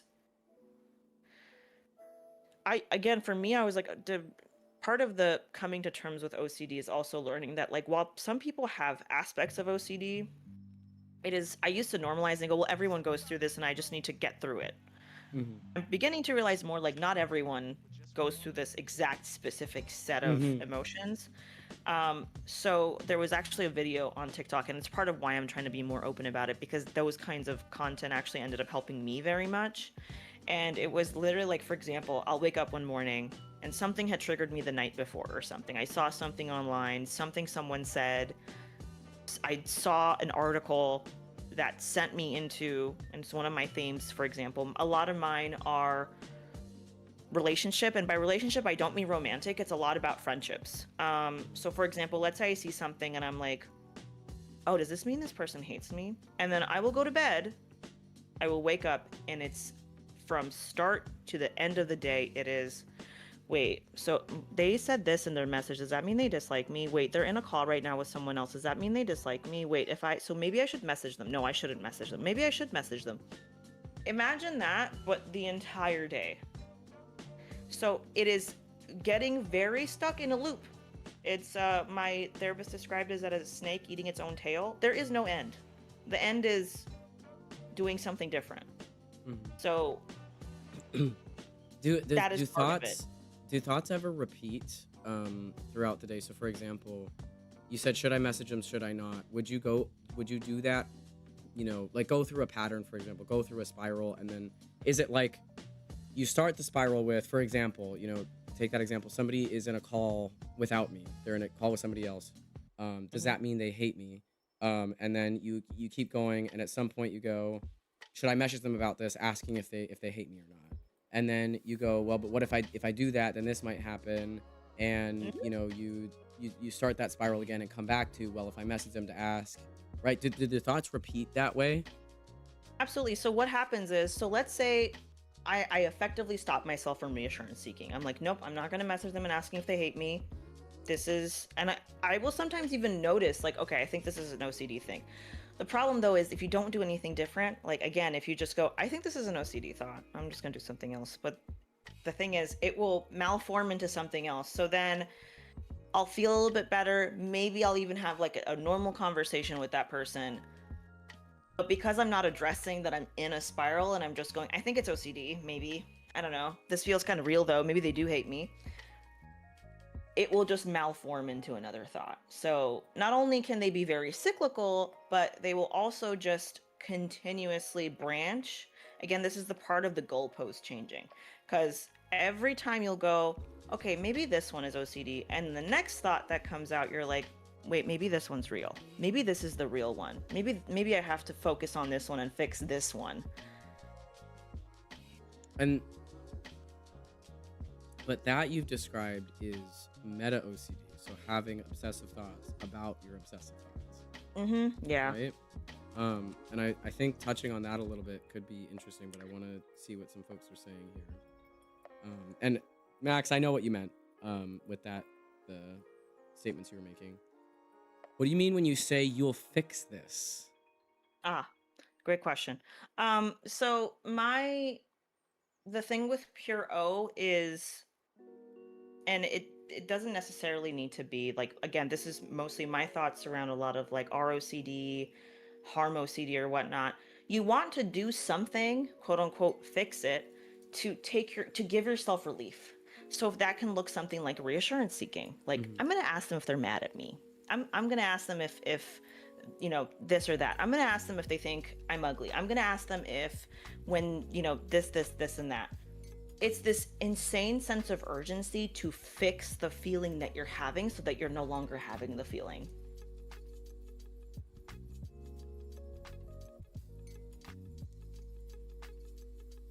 Sorry, I just let courage out. I am back, and I was listening. No, you're fine. And that inherently demonizes whatever it is, the feeling that you're having as well, that it needs to be fixed, right? And you talked to that it's not really something that needs to be fixed. I think we talked about just sitting with it. It's not something to eradicate. It's something to build up to being able to sit with. Ouroboros, yes, that's exactly what I was thinking, Biscuit. It's wild how close that that is to some borderline symptoms actually. So I've had this thought sometimes, and I haven't said this as much, but it does remind me of that. My mother has borderline personality disorder, and some of it very much sounds like things that she would do in her head, especially with regards to relationships. So oh, there's an ad break. I'll pause. But this is a very interesting topic because I have thought about this. And there are similarities, but I think there are key differences too to note. But that's not to say, I mean, OCD and BPD can be comorbid in anybody. Absolutely, 100%. I just wonder how hard it gets to for the medical professionals to be able to say, are these comorbid disorders, or are they one disorder that has some unique traits or overlap in certain areas, you know? It's very difficult, and I know we're in an ad break and I can repeat any of this, but even with OCD, trying to get OCD diagnosed is also incredibly difficult. I mean, in general, as a quote unquote femme person, can be very difficult to get diagnosed with anything because they're like, you're maybe on your period. Like, I don't know, go take birth control and like lay down and put a heat pad on your brain until it explodes. That's not what they say, but that Yeah, it is very difficult in general to get diagnosed with a lot of things. So I don't know. There's a high chance that some of these have overlaps, or they like some of the stuff that I have. My therapist was like, "This is a Venn diagram. Typically, when this person has this and this, they will also have X, Y, and Z. But it's just hard to get diagnosed with them because of many different reasons." yeah. I mean, in general, getting diagnosed with anything is hard enough, but any kind of overlap too just makes it 10 times harder. So Max was saying, I think the reason there are similarities is because they start at the same place in the brain, and the reason the difference is there is because they have different causation. This is actually a decent question. So borderline is caused by trauma. That is the genesis of borderline personality disorder. Is it true for OCD as well, or are there other causes? So with OCD, when it comes to cause, are we talking about like, I guess, how it comes about? Yeah, can you be born with OCD? Does there have to be trauma in order to have OCD? There's some, what can happen? like, yeah. So yes,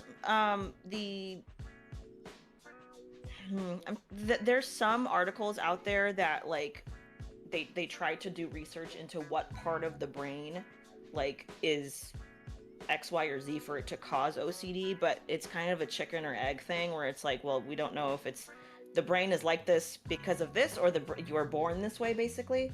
So that part, there's a lot of like, You don't I don't want to say a know. ton of research. Yeah, they don't know. They don't know if like it's because of this or this. But my opinion, and this is again just for me, and there's a lot of, I think, research you can potentially look into when it comes to like how it comes about. I think that it is something like a brain that's wired to, I don't want to use the word overreact, but it's a way to, I think you use the word protect. I think protect is a better word. Kind of protect you from uncertainty. And there are life experiences that have happened to a person that teach you that, oh, by thinking things to this degree, you were able to protect yourself. So I'm now used to doing that. Potentially also a brain that is, from what you're describing, one that seeks patterns, right? One that operates well with patterns, because it's very much a thought pattern. And those patterns help with prediction and protection as well, because they give you a sense of control and constancy, right? So if I see this, then this is going to happen, then this is going to happen. It gives you an answer to uncertainty. Okay, so that it's kind of interesting because I just did a really, really quick Google, and it was basically describing that there are a complex set of factors that go into OCD and to the manifestation of it. But there was not a singular cause or root singular causes. Yeah. They trigger the same part of the brain biologically. No, I know. I know. I know what you meant there too. I was just curious to see, because with borderline, there has to be trauma. That is the one piece of borderline that is certain, that it is caused by trauma. There isn't a consistent kind of trauma. Normally, a very severe trauma causes borderline, but severe is super subjective, and we talked about that too.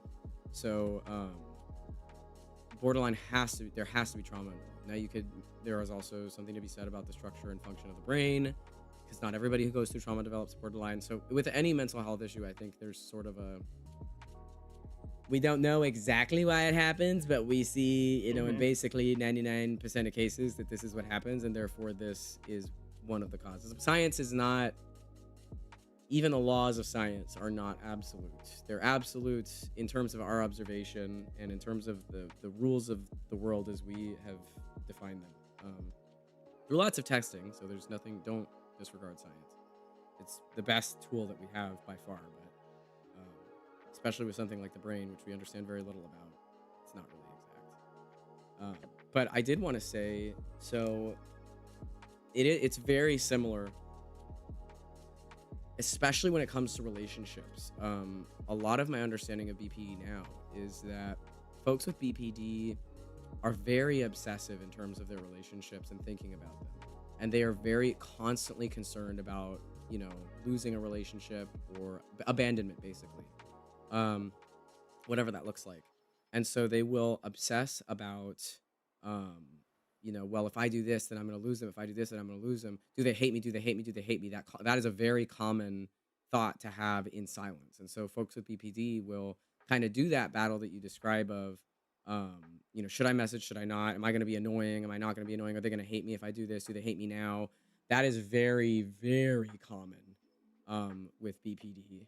And because there is an attachment issue with people with BPD with regards to their close relationships. Excuse me.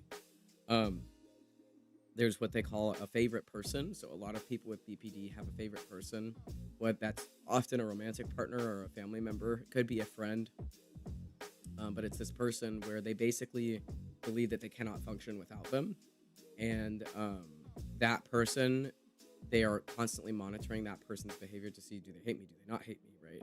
Am I screwing up somehow? And it spirals into something that is, it is unhealthy because it's disordered thinking. But with the thoughts about, friendships in particular, does this person hate me? If I do this, are they going to hate me? Right? That is very similar to the thought process I've heard in BPD, which I thought was really interesting to hear about. That is really interesting. I didn't know there was an overlap. But yeah, that's also like a big part of relationship OCD is you get like, I feel like a lot of it too is not so much, and I know it's obsessive compulsive disorder. It's not so much that you're obsessed with the person. Like for me, it's almost like this happened in my first relationship ever. I was constantly scared that, do I even have feelings for this person? Like it's questioning about everything. You don't trust your own feelings even. And then you start to spiral about that. Like, do I love them? Do I not love them? Am I like secretly like, do I hate them and I want them to die? So, and then that just spirals constantly. Like, and it's something that you just have to kind of eventually learn to be better with sitting with that uncertainty and kind of,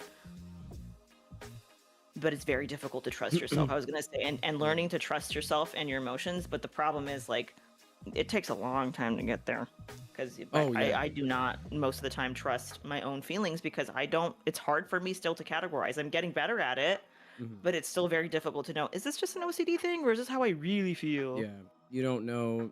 It takes practice with any kind of, with any kind of word. It takes time. Max says, as far as I've read, BPD specifically usually appears in people with boundary and or neglect trauma specifically. Not always, by the way. I'm quite BPD diagnosed, and it manifests in different ways sometimes. It's more the general framing of the loop that seems similar. Yeah, okay. I didn't know about the specificity of the trauma. I just knew that trauma needed to be involved. So that's interesting. Boundary and or neglect trauma specifically. So that does track with my mother. Especially the way she talks about it.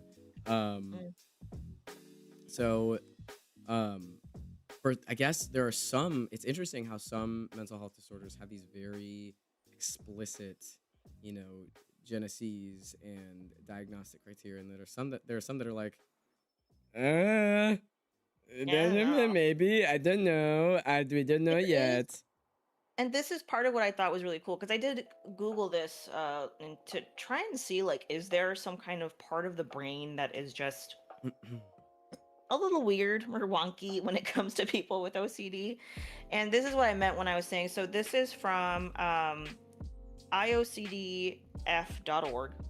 And I don't know again how accurate this is or not. I think what they're saying is pretty like neutral in my opinion. Like they don't go really hard one way or another. But they were saying like images of the brain have revealed some differences between people with OCD and those without it. But these differences are small and not consistently observed. So this is kind of what I meant is like they're saying it's partly due to a chicken and egg issue. So many brain imaging studies don't clarify whether these differences cause OCD or are caused by OCD. So they don't know like, oh, did this person already have OCD and then that's what caused it? And by caused it, so they did research and they showed that parts of the brain that were affected by OCD included the orbitofrontal cortex, the anterior cingulate cortex, if I'm pronouncing any of this wrong, please excuse me, the thalamus, and the basal ganglia. So the OFC, which is the first one that I mentioned, is involved in shaping thoughts, memories, emotions, and in like intuition, your gut feelings, also known as the visceral state.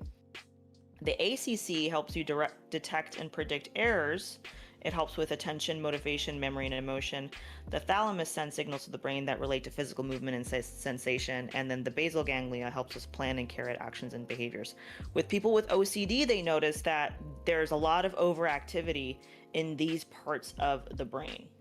So again, is there like a direct, yes, this is what you're missing, that's why you got this? No. They don't know if it's someone already had OCD and it just messed with those parts of the brain due to extreme stress, or if that is what they were born with and that's why they have OCD.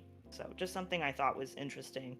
There's also no, like they looked at environmental factors and whether that had it, but again, there's also non-shared environments that had a small effect and different things. So with this one, it was kind of, oh, they're just kind of like, we don't know. It could be one or the other.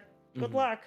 Have fun When you with that. say, you know, could it be that somebody already had OCD and stress, you know, caused it to happen? Do you mean that they were basically like it was almost dormant and then activated by some external circumstances? Or Yeah, potentially, yes. that I mean, okay. that's what it was like for me. And actually, I'm gonna lead to Ren's question real quick. I know they're not here, but they asked, "How did you know?" I have known I have not known that I've had OCD until college. I did know that something was off since I was about 8. And I talked about this with my friends recently, which was when I was 8 years old. I saw a movie, and I think I've actually found the name of the movie, but I don't remember right now. But I saw a movie, and there was a gross scene in it where this guy like falls into poop. I could not stop thinking about that scene for I think a week and a half, maybe more. I couldn't sleep. That scene, I kept replaying it. I thought it was gross, which is very standard with OCD. It attacks things that either you care about or don't want. So for me, ew, poop, gross, icky. As a child brain, it was like, okay, you hate this. I'm saying I'm gonna make you, but the part of my brain that is responsible for this was like, I'm going to think about it for hours and hours and hours and hours and hours on end. It was nonstop. I couldn't sleep. I was waking up crying. I was like distraught. And this is another funny thing because I didn't know I had it, but I knew that this sucks and it feels bad in my little 8-year-old body. And it's funny that Astro was mentioning, like, you're going to do some kind of ridiculous things, like saying bubble out loud or putting something funny on your head.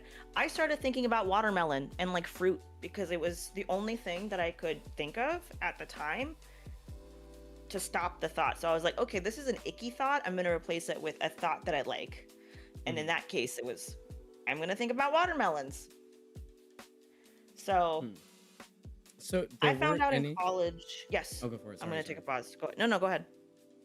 I I wanted to ask, do your parents have any insights as to any other observations that, when you were younger than that age, anything that could have indicated that this was going on or that something was maladaptive? Or is it really just that was the first sign and that was it after that you knew something was wrong and it continued forward? Um, that I don't know, honestly. Like for them, there's like times where I would again like wake up at the night and I'd be like, "Mom, I can't stop thinking about this. Can you like come like hold me or something like Mhm. that." However, there was never like, "Oh, we noticed this and this could possibly be it."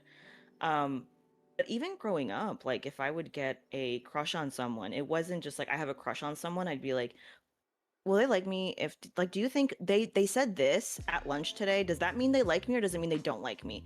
And it wasn't like for a lot of people that's like, "Oh, that seems kind of like that's fine. That's a question you asked." But it would I wouldn't stop is the thing. Like it would go and go and go. Like I was obsessed, for Right. example, to going to Japan, right? And you're like, that seems like pretty like that's fine. You want to go to Japan? I wouldn't stop talking about it constantly. Like to the Mhm. point where people around me were like, "Okay, we get it. Stop it. You want to go Mhm. to Japan." So there's stuff like that that I think were indicators into like something seems off. Like she's very anxious all the time about very mundane things. Um I don't know if that answered your question, but there was never a thing of like, something seems a little meh. They were just like, okay, you seem just anxious." I mean, it could potentially be something to explore further to see if there were any signs earlier on. And it's not to say that, your parents will have all that information. These things happened a long time ago. And they may not have been their focus, but you never know. Sometimes when people review memories or periods of life with new information in the present, they can go, oh, wait, actually, there was this moment. And then maybe, it was there for a longer period of time and it may just not have felt the same way in your body, right? Because from my understanding of human development, we start to develop a sense of individuality and empathy, and our emotional development really starts to tick up at around 8 years old, 8 or 9 years old. And at that point things can get a little, that's when we start to see some, if there's maladaptivity, that's when it would start to present itself in smaller ways. And if it's left unaddressed, it would continue to get even worse into teenagehood, because that's when all the hormones are added to the mix, and then there's that very intense, feeling of rebellion and independence. It just kind of comes to a height, and all the change and, relationships and what have you. um, so it's interesting. I've also said the same thing, that a lot of very formative things that happened to me happened around the age of 8 years old. I say that a lot.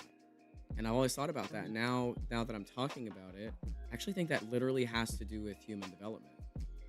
That would be the time that I would start to feel things more deeply, have more independent individual thoughts, have more of a complex concept of the world around me and how I felt about things.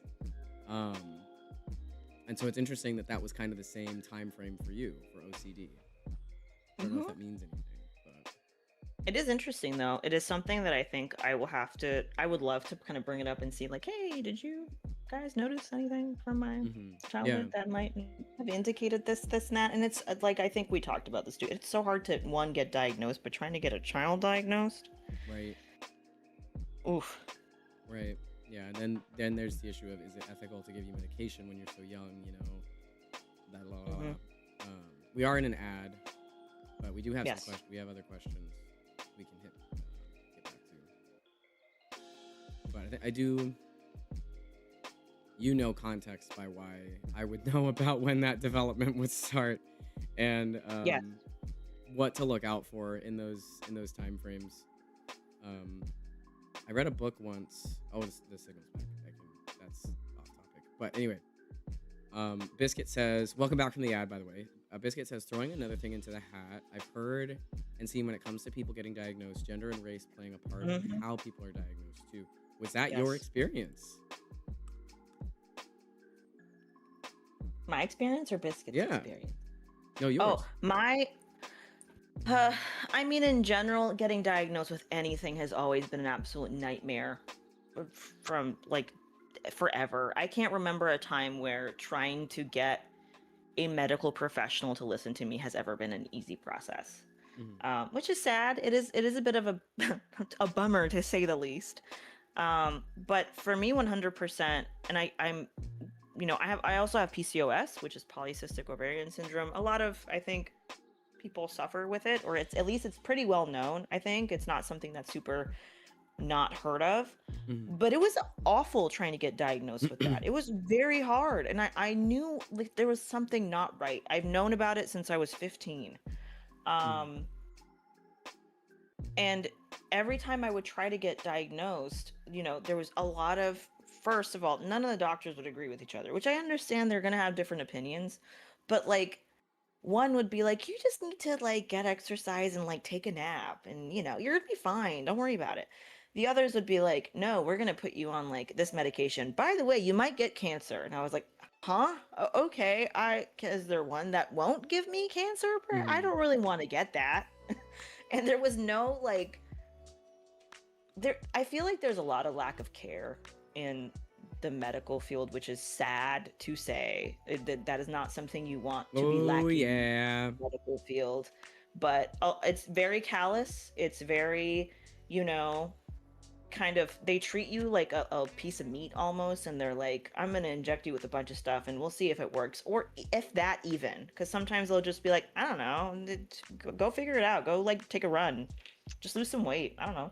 Right. Lose some weight is a very common one, which there are cases where losing weight is helpful, but also like maybe look a little bit deeper into it. Right.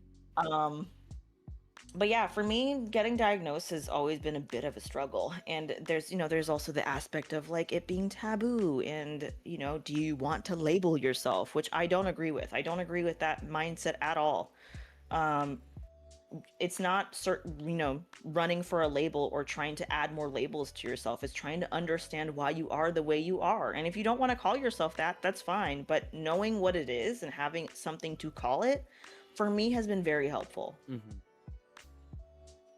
I mean, you can also, there are very specific treatments for OCD, and there are even medications, right? Yes. That can treat very specific symptoms of it. So that's the thing, is that I do think diagnosis can be very helpful in many, many, many circumstances. Absolutely. Because if there are medications available and specific treatments and whatnot, then you are directly addressing your symptoms, and you will directly start to feel better. It makes a concrete impact very, very quickly. There are some cases in which, a diagnosis is helpful for more emotional or mental reasons, to have something to label and to have something to understand yourself under, but there may not be very specific treatments, medical or medicinal or otherwise, that directly impact your symptoms. And in that case, it's more about, okay, well, is it that important to me to have a label if I have this label? That's kind of for me, it's more of always been a subjective experience of, is this really something that if I had the label on a piece of paper, it would make a positive difference in my life? But you don't always need the label to know that something is wrong. You know that something is wrong, exactly. And that's why you seek the label. So it kind of becomes it's an individual, experience with diagnosis. Yes. Max asked, your mileage may vary. Yes. Max asked, so it's not so much about the question as it is how much you dwell on it. It's very generalized. Yes. So when talking about no, that's exactly it. So I would say it's not so much the question, because I think a lot of these things are things everybody deals with. Oh, is my friend mad at me? Is this person, did I say something to upset them? The problem isn't so much the thought, it's this need to get immediate relief from it. Like if I don't get reassurance, and it's very physical too, like my chest starts to tighten up, my shoulders feel really tight. This is something that I'm starting to also try to notice, is there is a physical aspect to it. Right. But yeah, it's not so much the thoughts and the questions and the thoughts in and of themselves. It's this desire to solve. It's this desire to get a solution out of it, which you cannot get and should not be searching for when you have OCD. This is part of why ERP is a thing, and I'll pause here, but ERP is one of like the gold standard therapeutic styles, I don't know how to call it, that is used for people that have OCD. Yeah, and that's exposure response. What is Yes. it? Exposure response. What's the P? Oh, what is the P? You're right. Exposure and response prevention. Prevention. There we go. Also, welcome back, Damien. Welcome. Glad you're back. I think that's the case too with a lot of different disorders as well. It's that by themselves, for example, I'll use autism as an example. Disliking textures or flavors or feelings, even vehemently, doesn't inherently mean that you have autism, although that is a very common symptom of autism. What makes it autism, which it's autism spectrum disorder, is that it has such a material impact on your life as to negatively impact your life on a daily basis, right? So, for example, I am incredibly noise sensitive. I have very sensitive hearing, and repetitive or constant noise gets me to the point where I literally can't think. My brain just shuts off, and I can go catatonic. I can stop speaking. I will literally just crouch in a corner of a room. I'll get migraines. It can get so bad, especially when I'm overwhelmed, that I can't function properly. But all people, I say all people, but 99.9% of people have an issue with certain kinds of sound, and it can even be a really bad issue, right? Misophonia is a disorder where you can't tolerate certain sounds because they will cause physical discomfort. It's still a disorder, but what makes it a part of autism is that it's in conjunction with the fact that it's a congenital disorder, it's a neurodevelopmental disorder, and there are other diagnostic criteria. And that existing in isolation doesn't inherently mean autism. So it becomes a very, and again, like, for somebody with OCD, for example, if you hear a certain sound that could, I'm guessing, tell me I'm wrong. Let's say it reminds you of something, or starts you thinking about something being wrong. For example, you hear a beep that you're not used to hearing. You think, oh my God, is something broken? Wait, if it's broken, then how are we going to fix it? If we don't fix it, is the house going to blow up? Like that kind of a process. It all just depends. It's so highly variable and dependent on context and dependent on the brain and dependent on all these different things. That's why, honestly, people talk about psychological sciences as though, it's this squishy or less than science. But the reality is psychological scientists have to use so much more data just to be able to posit a theory, because it's so uncertain all the time. It's kind of a tangent. Biscuit can't stay for much longer though, but before Biscuit has to go, he's going to say it's been very informative and it's interesting to hear from people with different disorders and whatnot. I'm glad. That's the whole idea. I'm really glad. And this will be happening. My goal is every Wednesday, and I do have people lined up for future Wednesdays. It will not always be mental health related, but I hope to have people on who can speak about things with some level of authority. And I'm hoping that this can grow into having true subject matter experts on, so that we can have really cool conversations and learn a lot about people's experiences and science and all that good stuff. But I'm really glad. I think what you're doing is really important, because again, I think I already mentioned this, but we don't have a lot of nuance online or an opportunity to be able to have conversations. It's very one-sided. It's very, I made a video and now you guys can comment whatever it is you want, and even those commenters can be very not nuanced. They will have a very, I follow this person, I agree with them, therefore I'm just going to parrot what it is they're saying. Versus I love that your community and what you've grown is very much like, oh, well, I don't agree with this, or what about this other perspective? It's nice to see that there's still spaces online that can exist, that can have nuance. And I do think that the lack of nuance and the lack of critical thinking is such a plaguing issue today, especially with young people, that I really do hope this can become a space where contradictory opinions can meet within reason. I do not tolerate bigots. That's not an opinion. You're just a dumbass, and I hate you. If you're a bigot, then leave. I'm sorry. Go get somebody else to educate you, because there are some people who this is how I explain it. There are some people that are so incredibly ignorant and hateful, and a lot of hatefulness comes from ignorance, and I can acknowledge that. But it is too traumatizing to ask the person who is dealing with the thing or identifies with the thing that they are hating on to ask them to be patient and sit with them and answer questions, right? If somebody's going to call somebody slurs, if somebody's going to, say things that are inherently harmful, I don't want to host them. I don't want to have them here, and I don't want them in a comment section or having a discussion, because that's not helpful to anybody.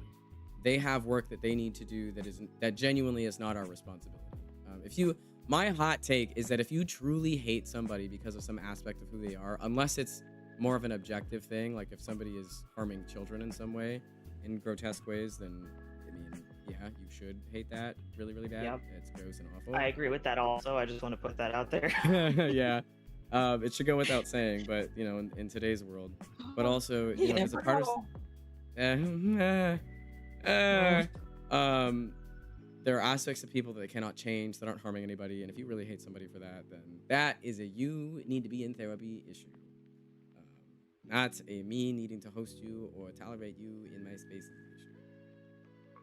I always get really confused by those like debate shows. I know we're kind of, you can stop me if we're veering too off track, but like, those debate shows where they bring just a bunch of people who are incredibly ignorant and very like not willing. Oh my God, to have Jubilee. even a tiny. Thank you. That okay, I forgot what the name was. Exactly that.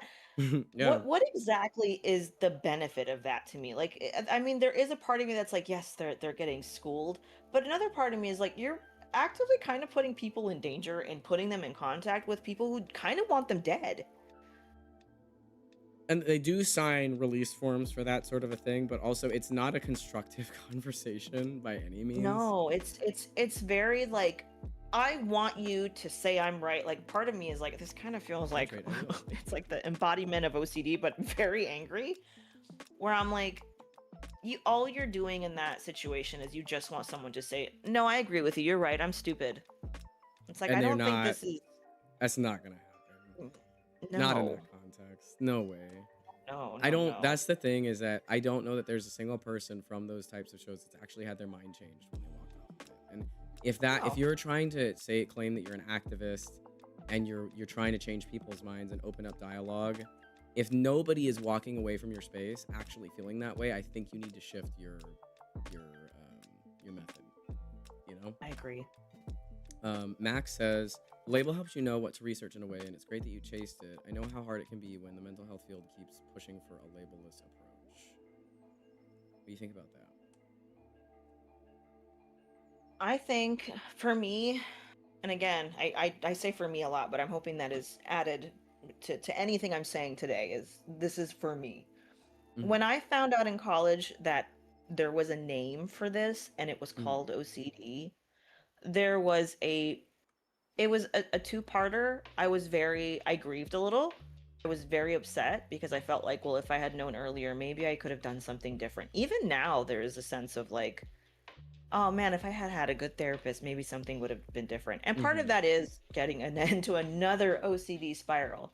So I try not to sit with those thoughts for too long. But for me, it was a major, major thing. Oh my God, I was looking up forums and I'm like, oh, these people they're having the same things I have. Because like I said, OCD has a lot of different subtypes and themes, and they will fluctuate. Sometimes you're going to be dealing with something like harm OCD, or a lot of people it gets kind of misdescribed sometimes as like there's a lot of memes, I think, at least on TikTok, where it's like my intrusive thoughts, teehee, and it's like, it's not teehee. This is very frightening and scary. Right. But for me, I was so excited to see, oh, there's other people that are like me and I'm not fully alone. Right. Of course, then that was coupled with this sense of like, oh, I spent so long thinking that this is just a me thing, right? Like nobody else thinks this way. Or at sometimes I was like, no, everybody has some type of this, and I just need to be a big girl and get through it. Um, so it was very, very complex. It was very confusing. I do think for it that the label ended up being more helpful than it was detrimental for me. Mhm. I having a name for it was also granted me the ability to go get support for it, because Yeah. if I don't know what it is, how am I supposed to get What are you gonna do? medication, for example? Yeah, there's nothing I can do because I don't know what it is. I would just be Mhm. like, I'm nuts and I'm having nutso thoughts. And it's like, no, you have this disorder that can make you feel like you're going insane sometimes, but there is support. You can go to therapy, there's support groups, there's people online that you can talk to. Although, always make sure, I'm putting an asterisk, be careful of who you talk to online as well. Sometimes I've seen in online spaces, and this may be a hot take, I do think sometimes too much support can also be a detriment. And I'm not Yeah. saying that like your friends can't help you. I think your friends absolutely can help you, and it's wonderful. I'm very grateful for the friendships I have. I'm very grateful for Astro. I don't think I would have done a lot of the things I'm doing now if it wasn't for him. But at the same time, there is such a thing as relying a little bit too much on people and also getting the wrong type of support. So that is also necessary for, I think, folks to kind of just realize and sit with. I know we're in ad, so I'll pause, but No, it's that reassurance seeking thing. I remember you talking about that. Mhm. That Yeah. if you get into these spaces, and nope. Sorry, that was courage. Hi, Courage. Wait, I need to redeem the pet. Nope. Hold on. Touch. Yes, good boy. Yes, good boy. You need to redeem the Where is pet. the pet? I want to redeem the There we go. Pet. A pet. All right, touch. Yes, good boy. Yay. Down.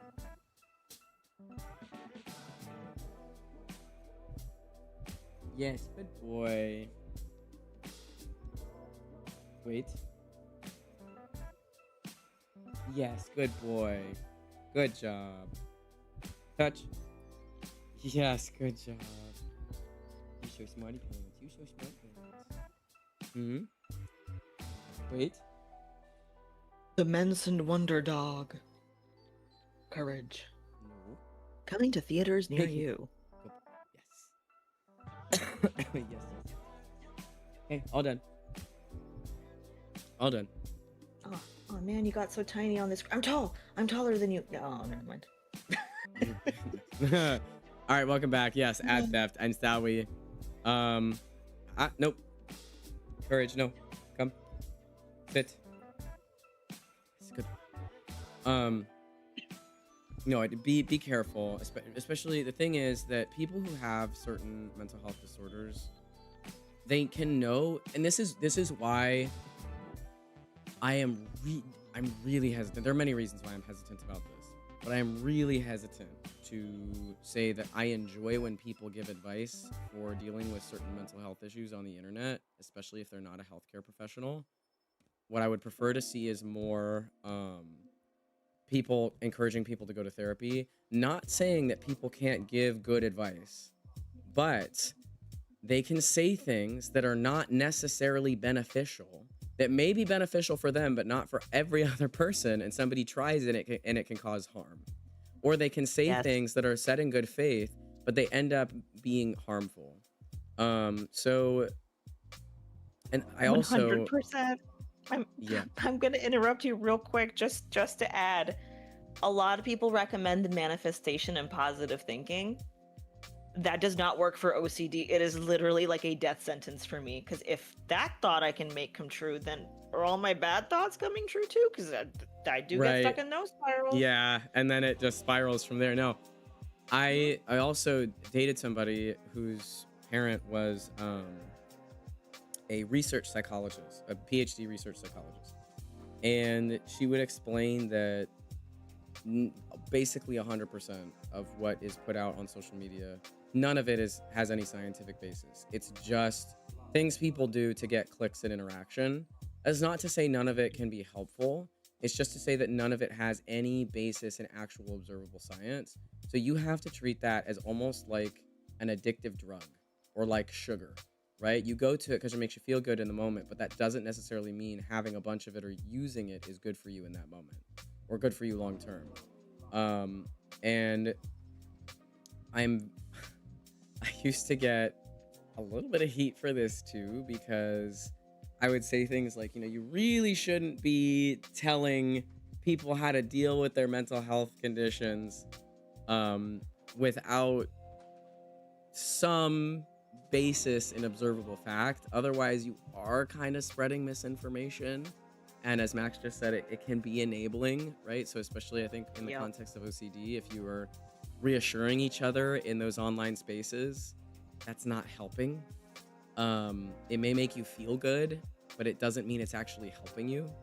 So I do have kind of a very hot take about mental health social media. I do think there's plenty to be said about, somebody bringing light to certain disorders. So describing what they are using medical terms, referencing the DSM-5, referencing research, explaining different modalities of therapy objectively or neutrally, and saying, hey, these have been found to be helpful in a lot of different types of mental health conditions.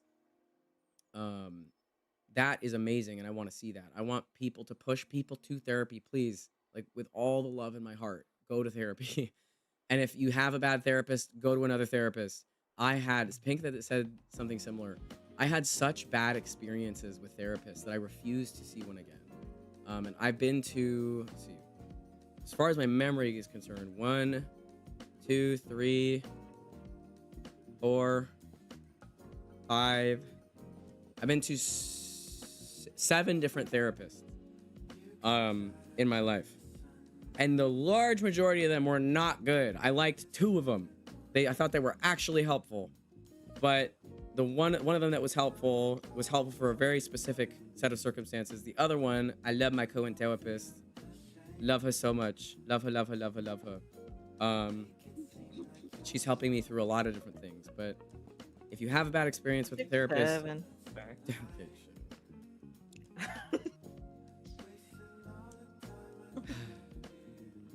Okay, I'm gonna move past that.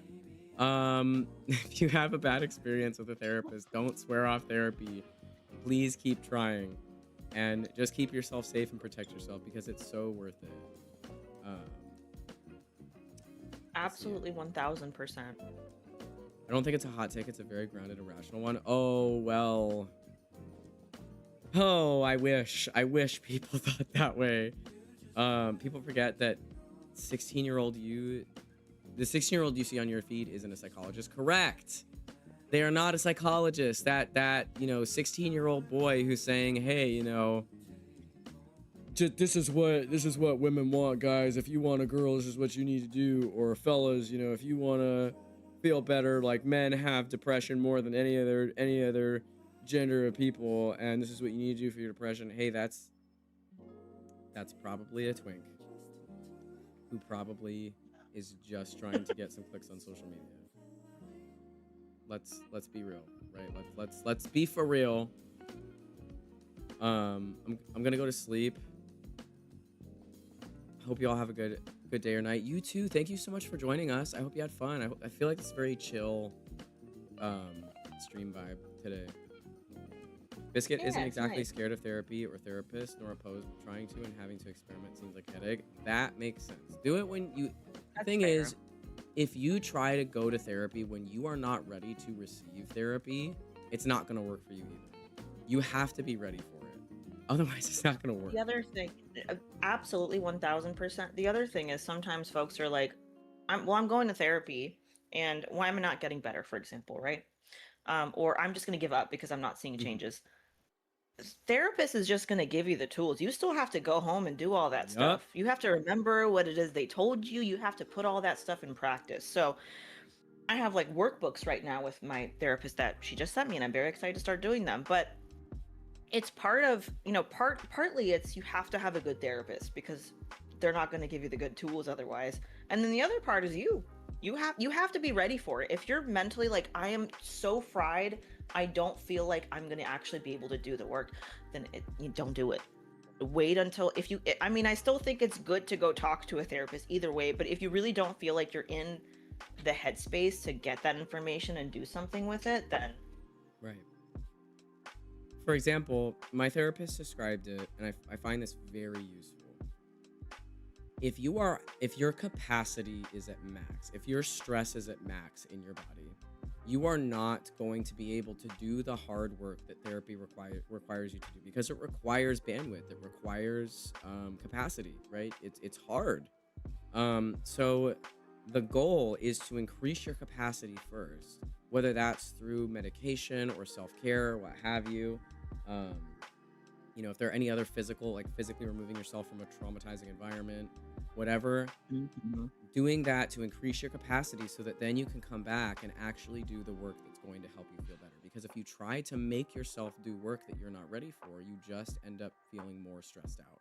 And it's actually traumatizing as well. And that, for me, this conversation about capacity has been a theme in my life recently, and it's been very helpful to frame it that way, because capacity is a temporary thing. So saying that I am not ready right now to do this thing, or that somebody else is not ready to do this thing right now, does not mean they will never be. It just means that capacity needs to be increased, right? And what can I do to do that? Now I have a question that has something I can do actionably um, on the other side. Yeah, It also therapy takes the coded. demonization out of it. Say again. I was saying it also takes the demonization out of it when you say, I just don't have the capacity, or this Right. other Yeah. person doesn't have the capacity. It's not they're a bad person and that's why they're not doing X, Y, or Z. Mhm. It's they just don't have the capacity.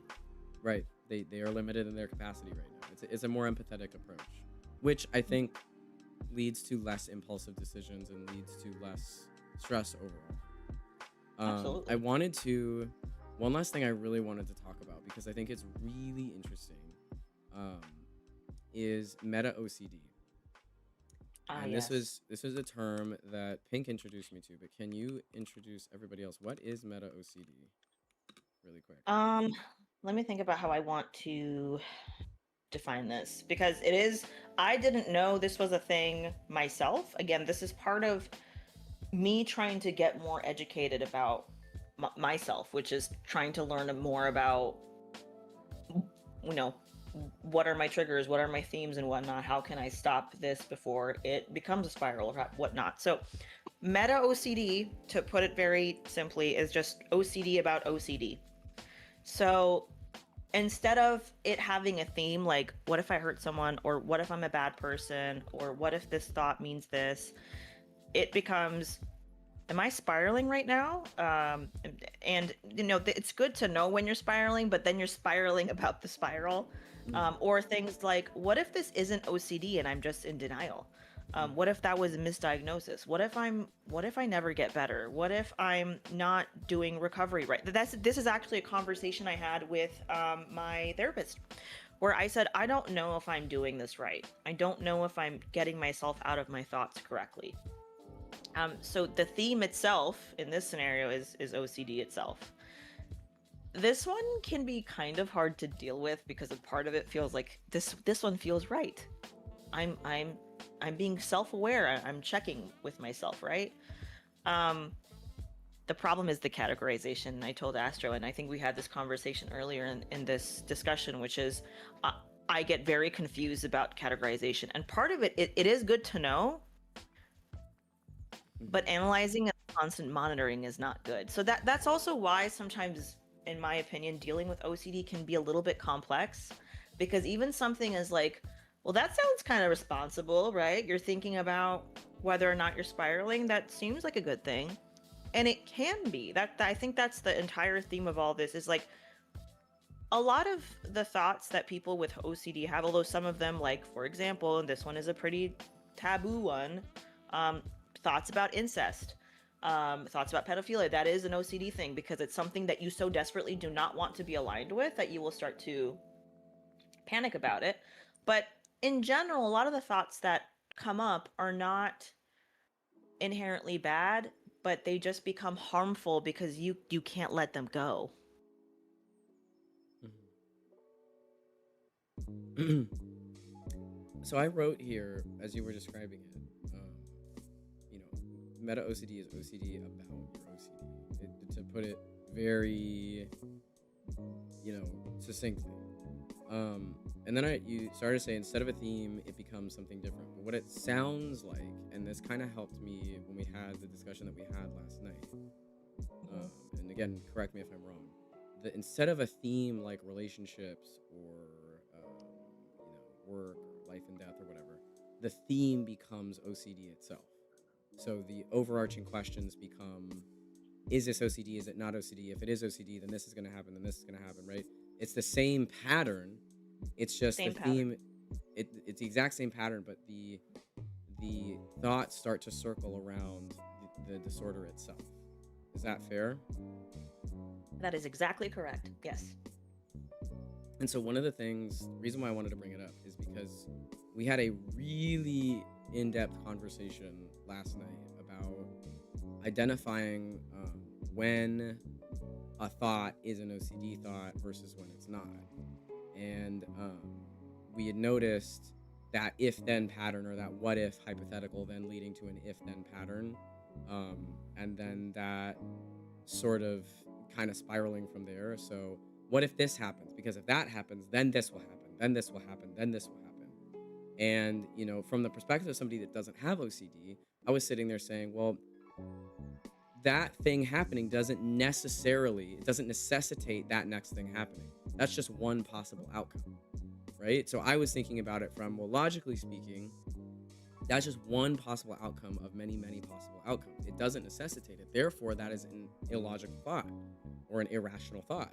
And so I started to think, okay, this is irrational thinking, and it's very repetitive. And then I was like, I'm noticing a pattern here of if then, if then, if then. Right. And the thoughts in those if-thens are not rational thoughts. And I was telling Pink, like, I know you. You are a rational person. You are somebody who cares about rationality and making decisions or thinking as rationally and empathetically as possible. So all of a sudden, it was like you became your brain. It felt like it was hijacked. Like I wasn't talking to the same person anymore. And I said, Yeah. oh my God, it is really, it's a definite pattern. If this, then this, then this, then this. And we got through that discussion. And then at the end of it, it was, that also applies to meta OCDs. When you would have spiraling thoughts about your OCD, it followed the exact same pattern of, well, if this is OCD, then that means this, and then that means this, and then that means this. And it follows and follows and follows. And it was I had the same response of, it doesn't necessarily follow. And I brought up the oh my gosh. What's the spiral? What is it again? What is it called? Slippery slope. Sorry, slippery slope. Oh, the slippery yes. slope fallacy. Which one?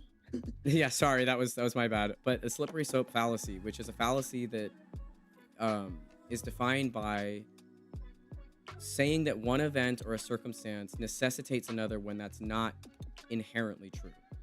It doesn't necessitate the next thing.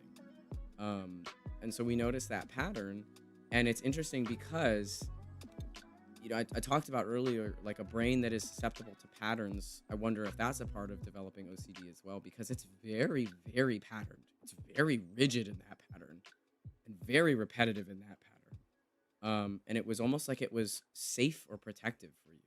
Also, hi, Hypno, welcome in. And bye, Biscuit. I know you have to leave. I hope you have a good night. Hi, and get some rest. Biscuit. So, what do you, when you think about the meta OCD, because I know that's even more of a mind-boggling experience, but it still has that very defined pattern. How does that make you feel that it's that consistent? A part of it, I think, for me, it's helpful to know, because it's hard to know what it is when you're in the thing. And I know there's an ad, so I can pause and we can continue after. Let me see. But I do think that's very interesting, that the pattern, and I wonder if it's a consistent pattern with other people who have OCD or not. I mean, I don't know. I'm talking to one person. And I would love to hear what you think about what do you mean when you say pattern? I think I'm super interested in how you see it and how you view it too, because I think for me, I know what it is from for me and my perspective because I'm inside the thing. But as someone who's outside of the storm, as I call it, I would love to hear what you see, because I think for me yesterday it was very kind of eye-opening to sit with someone in the midst of it. Um, because I don't typically do that. You I mean, at this point, I will turtle in and I'm like, I will deal with this myself. I'm gonna do it myself. Um, so it's interesting now to hear like, oh, now I'm sitting with you while you're having a spiral, and this doesn't seem like the way you normally talk. And for me, I'm like, yes, it is. This is how I always talk. What do you mean? I'm always like this. Like, no. I wanted to bring that up earlier too because, with OCD, it's a very isolated disorder. You're in your own head. And so Yes. that is by itself, that has to be very difficult to navigate because, you want to trust yourself and say you know yourself the best, but also you can't trust yourself because your OCD helps you really help you not trust Yeah. what you think and how you feel. But then on top of it, you think that all of this, it's life or death and it has to do with you and you need to fix it. And then you step outside of that and you go, oh, wait, once I'm out of my head, things are a little bit different than what I was thinking. Welcome back from the ad, everybody. So we're just having a discussion about some of the things we wanted to talk about when everybody came back. So you had mentioned, I asked you, how does it feel when it's that consistent? And you said that it was helpful for you to know that, in that, I think part of it is identification of Yes. a spiral, which is huge because if you know something, you can do something about that something, right? I think that's true Exactly. in so many circumstances. But I thought about it for a second and I wondered, 'cause sometimes I will almost get pissed off that an answer to something is what I view as so simple, because it's almost, well, why didn't I think of that? One, and also this thing has consumed my life, and something as simple as a pattern or a statement just unraveled this thing that I have been holding on to for so long, and it kind of makes me mad. Do you have any of that feeling, or is that more a me I thing? think it's no, I think it's really interesting that you touch on this because a part of it, I call it vulnerability hangover, which is at the time I'll feel really good. I'm like, oh my God, I talked to my friend and like we noticed this and I feel like I have like more tools now. This is great. Mm-hmm. Or even with my therapist, like she'll tell me to do something and I'm like, yeah, this is great. And I like we talk about things. The next day I feel very stupid. And I think this is something that I need to work on. It's something that I have talked about extensively, this innate sense of I wasn't smart enough to figure this out on my own. It's something I'm trying to work on. It is not, I don't think it's a healthy thought. I don't think it's productive. I know where it comes from. Mm-hmm. Um, We talked about but it's that. very, yeah, we talked about that extensively. Mm-hmm. But it's very difficult sometimes to sit with someone else had to support me through this. But I'm trying to think of it more as like if someone has broken their leg and they need a wheelchair to get places, we don't vilify that person for needing a wheelchair to get places. We don't go, well, just pull yourself up, like just crawl. Why are you using a wheelchair? What's wrong Right. with you? I'm trying to see it in the same way where it's like it's very easy for me after the fact, because hindsight is 2020, to go, well, why didn't I figure that out? It's like, yeah, because you're going through what feels like again, war. Like Mm-hmm. your body feels very dysregulated. You're in that moment, you're not in the headspace to be making like, ah, yes, this is, because then it wouldn't happen in the first place. Your capacity is Eventually slim. I'm yeah, eventually I may get to the point where I can notice these things myself. I may still need support. That's okay. This is not a linear thing. It's very difficult for me to come to terms with that because again, there's a sense of like I need to be independent. I am, and I some of you have heard me say this so many times. I'm 30. I need to do Mm-hmm. this. Age means nothing. We all need support at any age. Mm-hmm. And that this is just something society has I think, shoved into my head along with other environmental factors. But yeah, I understand the sense of frustration and anger because I go through that the next day. So at the time, I'm like, I feel great, woohoo, we did this. Next day, Hmm. I'm like, oh my God, I didn't do that on my own. I am lame, which is mean. That is a mean thing to say. I wouldn't want to say that about anyone else, so I don't think it's fair to say that about myself. I do, after stream, I want to touch on some of these topics with you privately because I think we could have some cool, Absolutely, interesting discussions about it. 100%. But I know that they're personal, so I'm not going to do that right now. Would it help to talk to someone about the thoughts? Max says, would it help to talk to someone about the thoughts during the spiral, or would it be enabling? And that is not a stupid question. There's no, Not at all I don't stupid. think you're capable of a stupid question. It's you're fine. And that's not the vein of this discussion anyway. So, all right, let me type. That's Sorry, I cute, was Pink. sipping Go some for it. tea. That is a really, really, really good question, actually. Like, I think if it's one of those things, and this comes from one, wanting to support someone with OCD, and also as someone with OCD, that was really confusing for me. It's something I had to talk to my therapist about because I was like, well, is it still reassurance seeking if I just want to talk to someone? And Astro and I have talked about this too because I was like, sometimes I don't want to talk to my friends because I'm worried that that is reassurance seeking, and I do want to be better about how I deal with this. I don't want to stay in you know the tar pit of my spirals, as they say.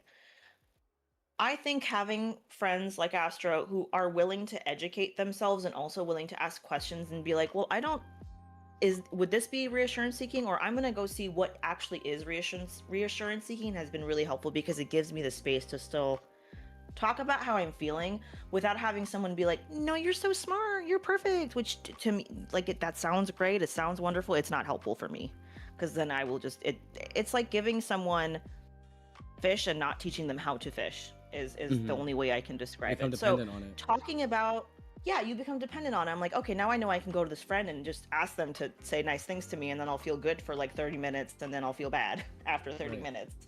Right. So I will say, actually talking about the thoughts was incredibly helpful. I did get frustrated at one point, and I think it was just coming to terms with, yeah, these are not rational thoughts. I'm not having a rational mindset right now. But actually talking about it was incredibly helpful. Hmm. But there was no point in that conversation where there was reassurance giving. There was no point that was like, I'm telling you for sure, this is definitely never going to happen. This thing you're worried about, never going to happen. There was none Hmm. of that. There was, Hmm. which is incredibly good for me. I don't Right. need that. It doesn't help. Um, Yeah. so I think having people around me that are aware of what my disorder is and what that can look like means that they can give me support in the best way possible.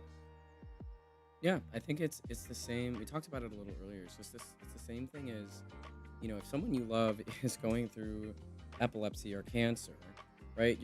You want to learn how best to support them. It's not burdening them to do that. They just want to care for you, and the best way that everybody can function is that they learn how to do that, even just how to interact with you in a caring way, so that everybody continues to care about each other. Otherwise, that's when miscommunication happens. That's when, people can hurt each other without meaning to, right? Both physically or mentally. It's just better for everyone involved to know what what it is that, or where it is that the other person is coming from, because then you can truly be there for them if you need to be, or even just know how to interact with them in a way that lets everybody feel good, right? Because that's the idea of having a friendship, or talking with anybody in general, is that you want to feel good coming out of it. Or if it's a serious conversation, you want it to be constructive, not harmful. So Hmm. it's necessary. I don't We talked about how, people throw around the word burden, or it's not my job to deal with that. There is something to be said, right? I cannot be your therapist, and I cannot give you workbooks, and I cannot, say this is OCD or this isn't OCD. But I can say this is what I notice, right? And this is what I see, and this is what it sounds like. And I think you should talk to your therapist about this. And I can sit there and hear the thoughts and know, okay, so something I need to not do is tell you that that thing will happen or won't happen, or that you'll get what you want or you won't get what you want, or that you are this or aren't this. If what you are seeking is that answer, because that's not going to help. It's only going to make it worse. Exactly. Yeah. And I will say I'm very lucky. I have a very great support group. I have a great therapist. Um, so I do feel like I have a much more well-rounded and like complete, I guess, like source if I ever need it. Hmm. Max says being a therapist and being a friend are very different, but both are necessary. No, absolutely. Yeah, You know, absolutely. That's and Pink said this earlier that so much of the work of therapy is done outside of the therapist's office. I think about it more like the therapist is a teacher. They facilitate your learning, and then you have to apply that learning. And you don't mm-hmm. see every single teacher. I mean, for some folks, it's different. But for example, if you're in college or if you're at a university, you don't see every single professor every single day. And even if they dispense information to you, it's your job to internalize it, to learn it, to understand it. They can shove it in your face, and if you refuse to look at it, you're not going to learn it. It's the same thing with therapy, that you have to take on the responsibility of doing that work. But a lot of that work happens when you're not in front of a therapist and Yep. your friends talk with you consistently. They notice things about you. They can be great sources of information as to bettering yourself and applying skills. So for example, part of the reason why I love our friend group so much is that I've been doing a lot of DBT skills work in therapy, and I've been practicing them with my friends. And that allows me to apply what I'm learning. And it allows me to be mindful and to better myself, and also ask the people around me to try it and help themselves and be mindful in their own, experiences in their lives. The net is nobody is doing anything harmful. It's benefiting everybody, and it's specifically allowing me to practice the skills and the tools that I need to practice to better myself. That I think is, in my opinion, is completely healthy. And then saying to a friend, "Hey, I'm noticing that this sounds like a spiral. I'm here for you, right? I'm not going to tell you, what to do after this fact. I can give you suggestions, but a lot of it is, I think this is something you should talk about with your therapist. I think we've come to more information that I think you can use." Um, and for me, it's not only when we have these discussions, it's understanding my friend better. It's also, and I said to you, I don't mean this in a case study way, but I find this very interesting. I like talking like this. Not only is it vulnerable, but it's also, it increases empathy. It gives me exposure to different types of brains and thought processes, which I think is a benefit to anybody. And it just allows me to think, which I really enjoy. I'm learning, which I like, and I'm in the meantime, I'm helping a friend, which, I mean, what better, combination of circumstances for me? I'm helping somebody that I care about, and I'm learning and growing and bettering myself at the same time. What is wrong with that at all? I also think it takes a self-awareness, knowing when you are sacrificing yourself to take care of somebody Absolutely. else. But 100%. Yeah. it for me, I know that feeling, and Pink never actually goes, "Hey, can you do this?" It's more so I go, "Hey, Pookie, I'm kind of noticing something right now. Can we talk about it? If you really don't want to, we don't have to, but I'm kind of noticing something."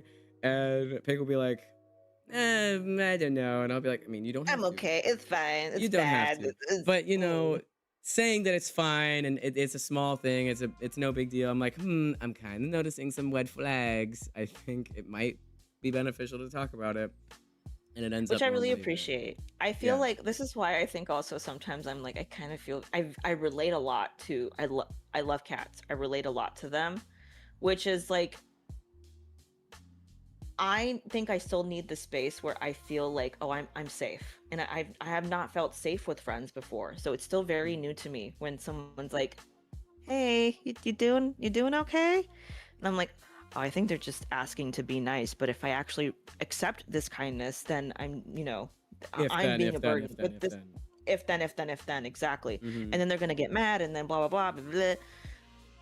And I think this kind of goes back to our earlier conversation, which, my brain learned that this is the way to keep myself safe because I was in unsafe and crappy friendships. To be totally fair with you. Mm-hmm.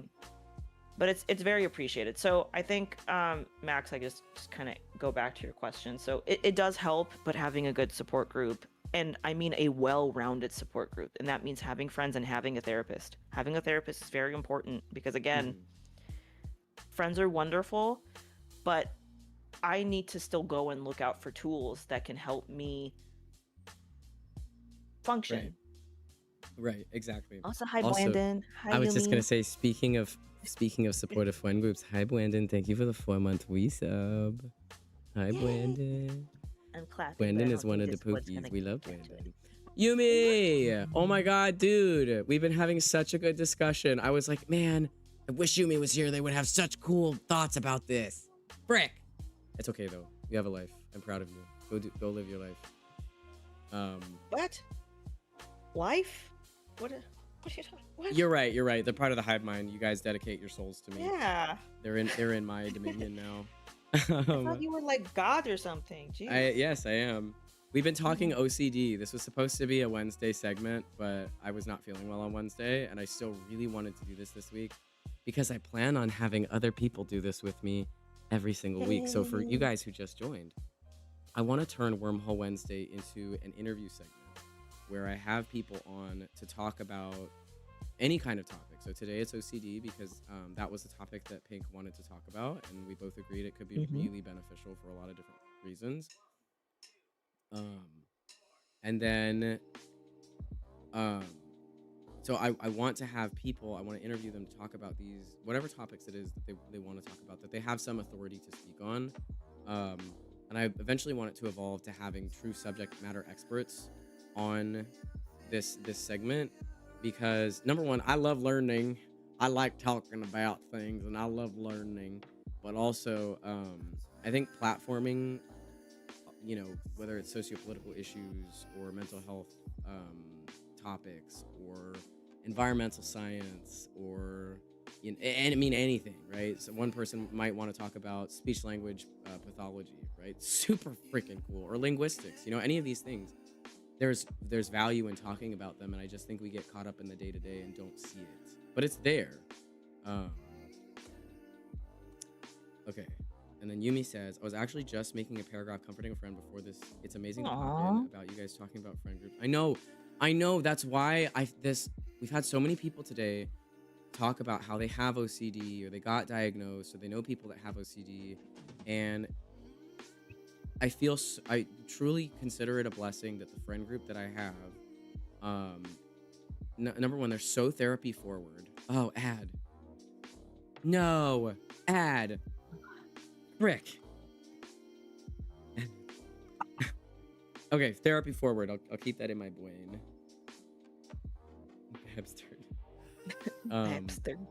Babstard. Hello, Needle. Welcome in. Is insane, by the way. Welcome I in, don't think I could have wished for a better group of people to be in contact with. No, I know. It's crazy. I know. That the other night when everybody sat while I yapped, it was so nice to just feel like I was talking to a room full of adults with, you know, critical thinking and nuance. It's like, oh my god, I love this. I love it so much. It's also it was really nice for me to sit there too, because it's like, it's nice to see people not have, again, because my entire thing is black or white thinking. So for me, it was nice to see, oh, there can be gray. There can not everything has to fit into this is bad, this is good. It can be, this kind of sucks, but it doesn't have to fit into this or that. There's nuance. There's room for wiggle room or whatever. So yeah, right. It was nice. It was nice to sit there. I still had to struggle with, I've been talking for so long. Oh my god, they must be getting so bored. But I know that's a me thought.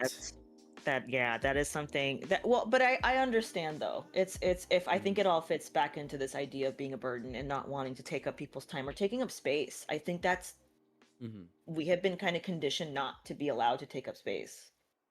Yeah, or that taking up space somehow will push people away from us. Yeah. When it honestly, if you're in the right circles, taking up space and talking about yourself and being vulnerable should do the opposite. It makes you feel closer. I'm always like, I feel so honored, and truly it's one of the things I like. It makes me feel so good when someone's like, hey, can I talk to you about something? I'm like, yes. You want to talk to me? You feel comfortable enough with me Mm-hmm. that you want to come and talk to me about how you feel, Yeah. absolutely you can go do that. I Right. will sit with you for however long you need. Welcome back from the ad, everybody. Hello. Yeah. So I was just about to talk about friends being therapy forward, and that this kind of been a theme in this discussion anyway. That friends are having a support network, having friends or having companions of any kind that truly want your benefit and that are able to do, because I've mentioned several times that, you know, there is, I believe this is a toxic thought process to have, that it's not your job to deal with your friend's mental health. And I this is agree. true.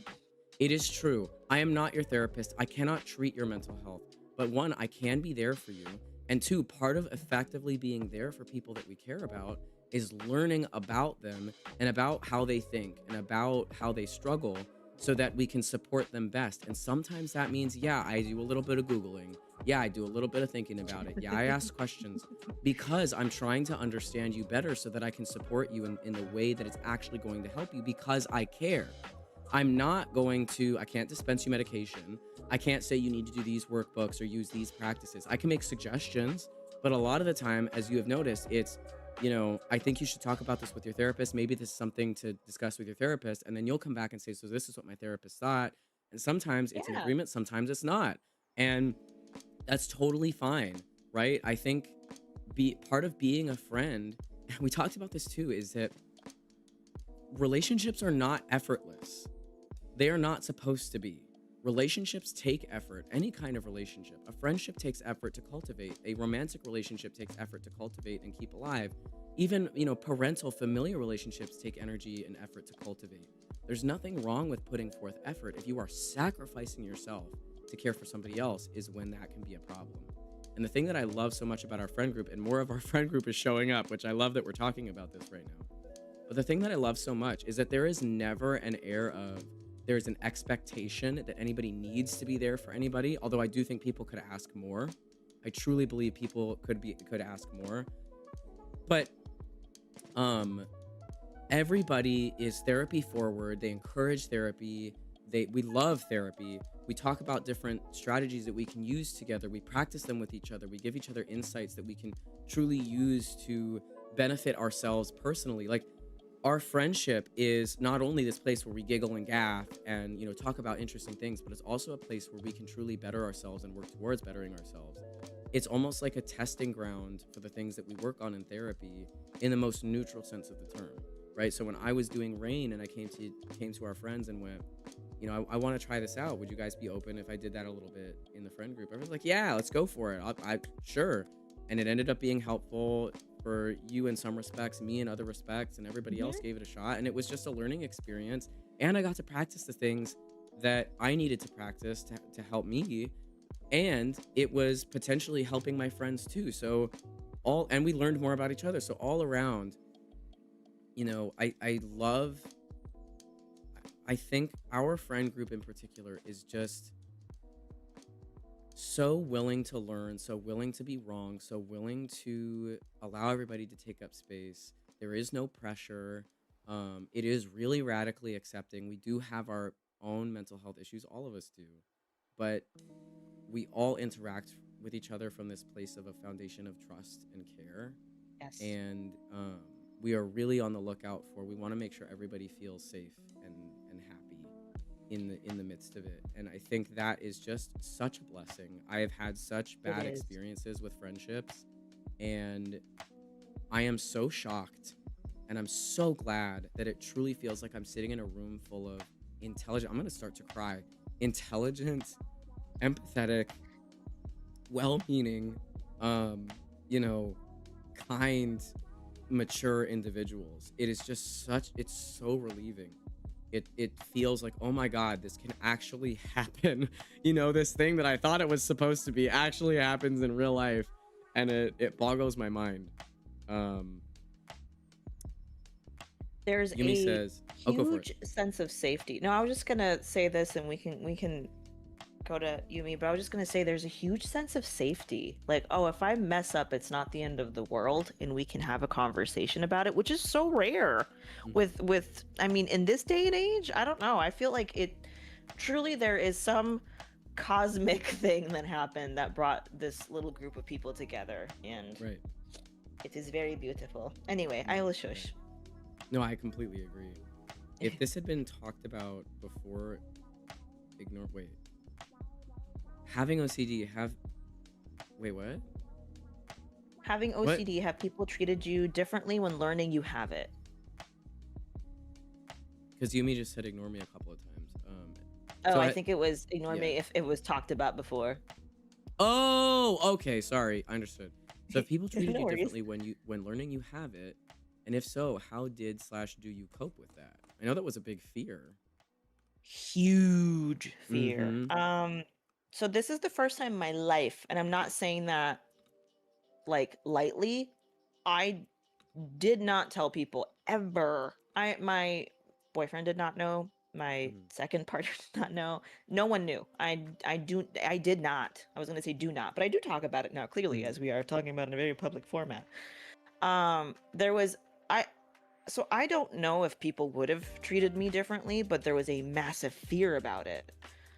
Um, and I think that comes from feeling unsafe. I did not feel safe with my partner. I did not feel safe with my friends at the time.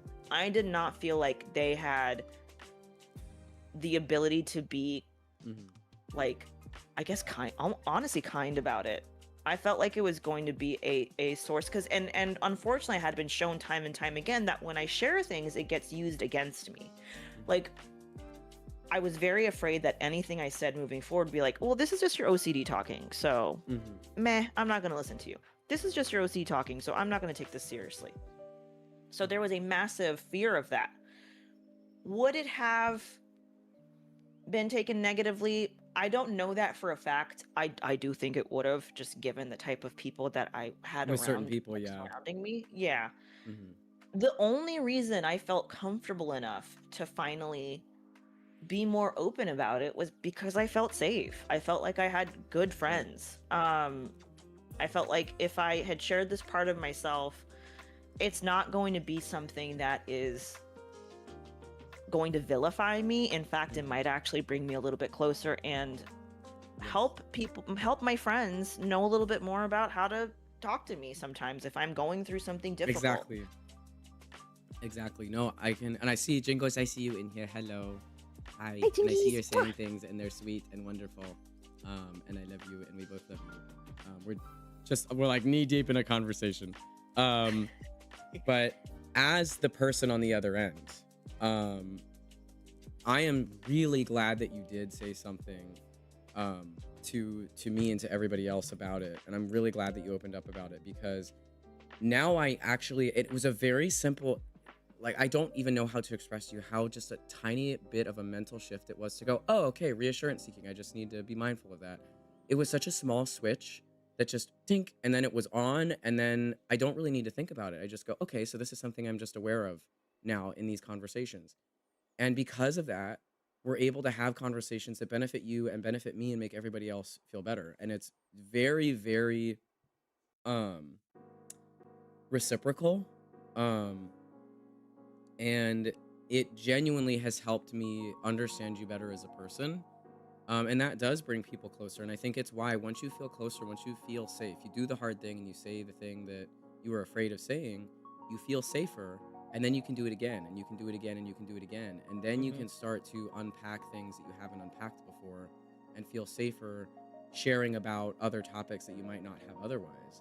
And so taking that risk and saying it, when we say it's brave, it's not an exaggeration, because it is terrifying, especially when you've learned that it's not safe to say those things. And I do agree that from what I know of those people, had you said those things, they would not have responded very well. And it Mm-mm. would have made you feel Mm-mm. really awful already when you already feel awful about it. So Yes. part of it is being selective about who you choose to be vulnerable with. And that's a trust thing. But another part of it is that once you are vulnerable, not only do you feel closer to your friends, but you also feel closer to yourself. you understand yourself better, or you give yourself the opportunity to do so. And the beautiful thing is that we're all, or most of us, are going through therapeutic experiences of our own. And so then we all share, and then we learn more about ourselves and about each other, and we look at things from different angles, and it's very, very productive. It's very mutually beneficial. But I feel really, really blessed. I don't think, if it wasn't for folks like Astro and Jingles and Brandon and Hill and AJ, and I can name so many names, but if it wasn't for these people like creating a like a nice little nest of like, you know, just good conversations, and you know, seeing them share things, and I'm like, okay, this isn't an unsafe space. Because like you said, I think if I had shared it with my old group of friends and my old, like, you know, my partner and all that stuff, it not only would not have gone well, I think it took me 10 years to get to this spot. Right. So it took a long time, and I'm not saying I undid all of that damage. I think a lot of it's still being worked through.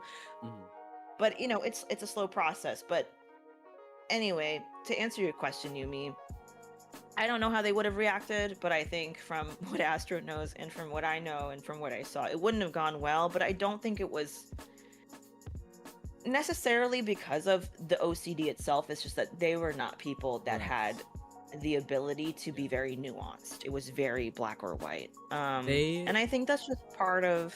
Oh, sorry, go ahead. No, go for it. You're talking. Oh, no, I was just going to say, I think it's just part of also... I think you mentioned this, Astro. You also have to... I do have to be a little selective as well. And I think this is with anything. You have to make sure you're keeping yourself safe. So I'm open with this now because I feel safe. I feel comfortable. I know the people that I care about are not people that I am frightened of how they're going to react, because I know whatever it is they're going to react, it's going to be coming from a place of care and love. No, absolutely.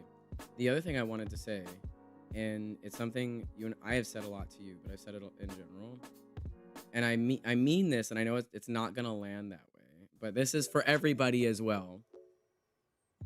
If somebody is not able to hold a part of you in any way, shape, or form, that is a commentary on their capacity. It has nothing to do with you. If they are not able to show compassion and love and kindness and understanding to a part of you, that has to do with them. It is their lack of the capacity to care for you and care about you. They are lacking in their own way. They need to go get therapy about it. They're struggling with their own stuff. If somebody can't do that for you, that's on them. Because the moral of the story is that when we talk about, am I lovable, right? And does the thing that I have make me unlovable? Or am I too difficult to love? The true answer is, in my opinion, that because I know this is something that a lot of people think about as well. I think about it. It's not a factor of whether you have a disorder or not, or whether you have a condition or not that makes you lovable or not lovable. What makes you lovable is, number one, that you exist, and number two, that you fundamentally have the capability of love. You can love other people. If you can love other people, you can be loved. That's it. And what that means is, you know, you can feel empathy, you can feel sympathy, you can have understanding. If you have the capacity to love, then you have the capacity to be loved. Because of, not in spite of, but and in conjunction with whatever it is that you're struggling with. Because struggling doesn't negate love. Love is something that happens inside and outside of struggle, during and you know, and when struggle isn't occurring. Some of the most painful times in human history are when people found some of the most deep senses of community and love, right? And I'm not saying that to minimize the pain of the experience whatsoever, but you do what you need to do to survive. And all humanity, if you are capable of being loved, if you're capable of love, you're capable of being loved, is my opinion on that matter. But I did want to address what Jingles was saying. The effort of a friendship should, in the long run, refill your batteries. Absolutely, right? You should feel refreshed in your friendships. I completely agree. I do not ever feel like anybody in our friend group is dragging me down or taking away from me. I like literally always feel like I'm being cared for in some way, or that we're all caring for each other. Mm-hmm. Jingle says, I didn't know Pinky had OCD when we first became friends, and in my experience, it changed nothing for me. I think at the most, it made me more understanding and shift how I expected our conversations to go. What do you think about that? This is so. There's some. I mean, this entire like, and I'll give you guys some context as well. But like, and Astro, you know this, and I think I've talked about a little bit. And if you go on if you've seen my comics and stuff, I've talked about it extensively there. But I like gave up on friendships for a very long time, because I thought, it keeps going bad. There's no way that it can ever X, Y, and Z. It can never go well, basically. Like, these people, I've had bad friends, and I'm always going to have bad friends, so I'm just going to give up on that. So hearing like such a level of care and empathy from people that I love a lot, like I love you guys very much. There's no other word I can use other than very healing. Like, it is like, I wish I could go back to myself when I was 20 and say, hey, this is not forever. It's okay. It might feel like it's forever right now, but it's not. I mean, things can't, we are in an ad. Things can feel like forever, especially when we have mental illness. Things feel very permanent sometimes because they can extend for a long period of time. Also, with mental illness, symptoms exist for a long time, and they just get kind of worse and better over time. So then you start to think, oh, and I talked about this too, that, well, this is how I'm always going to be. Is it always going to be like this? And I don't think those are two different. I think those are two different questions. Yes. You are not always going to be in the state that you are in right now. This is always going to be a part of you, but that doesn't mean it's always going to be awful. In fact, there might be, and it might be hard to sit with now, but OCD may grant you connection and love that you wouldn't have experienced otherwise had you not had OCD. And I could say that about a lot of different things. It's not to say I don't want to buy into or propagate that idea of, my disability is my superpower, but we can find community around things that we struggle with. And that community wouldn't exist if we did not have that struggle. That love and understanding and empathy wouldn't exist if we didn't have that struggle. So, welcome back to the ad. There have been things that you and our friends have said to me. Like, I'll specifically call out Jingles. Jingles said, your OCD gives you wabi-sabi. I cannot tell you how happy that made me. It gives you wabi-sabi. It made me feel so like, and I talked to my therapist about it. I'm like, that made me feel like it's not something that is this, again, because I was so afraid to talk about it. I'm like, I don't want people to know. They're going to look at me differently. They're going to think I'm like this evil person, whatever. No. But again, like, I feel very blessed for the friends that we have. And, part of me also, that OCD thought will come up, which is like, what if this isn't forever? But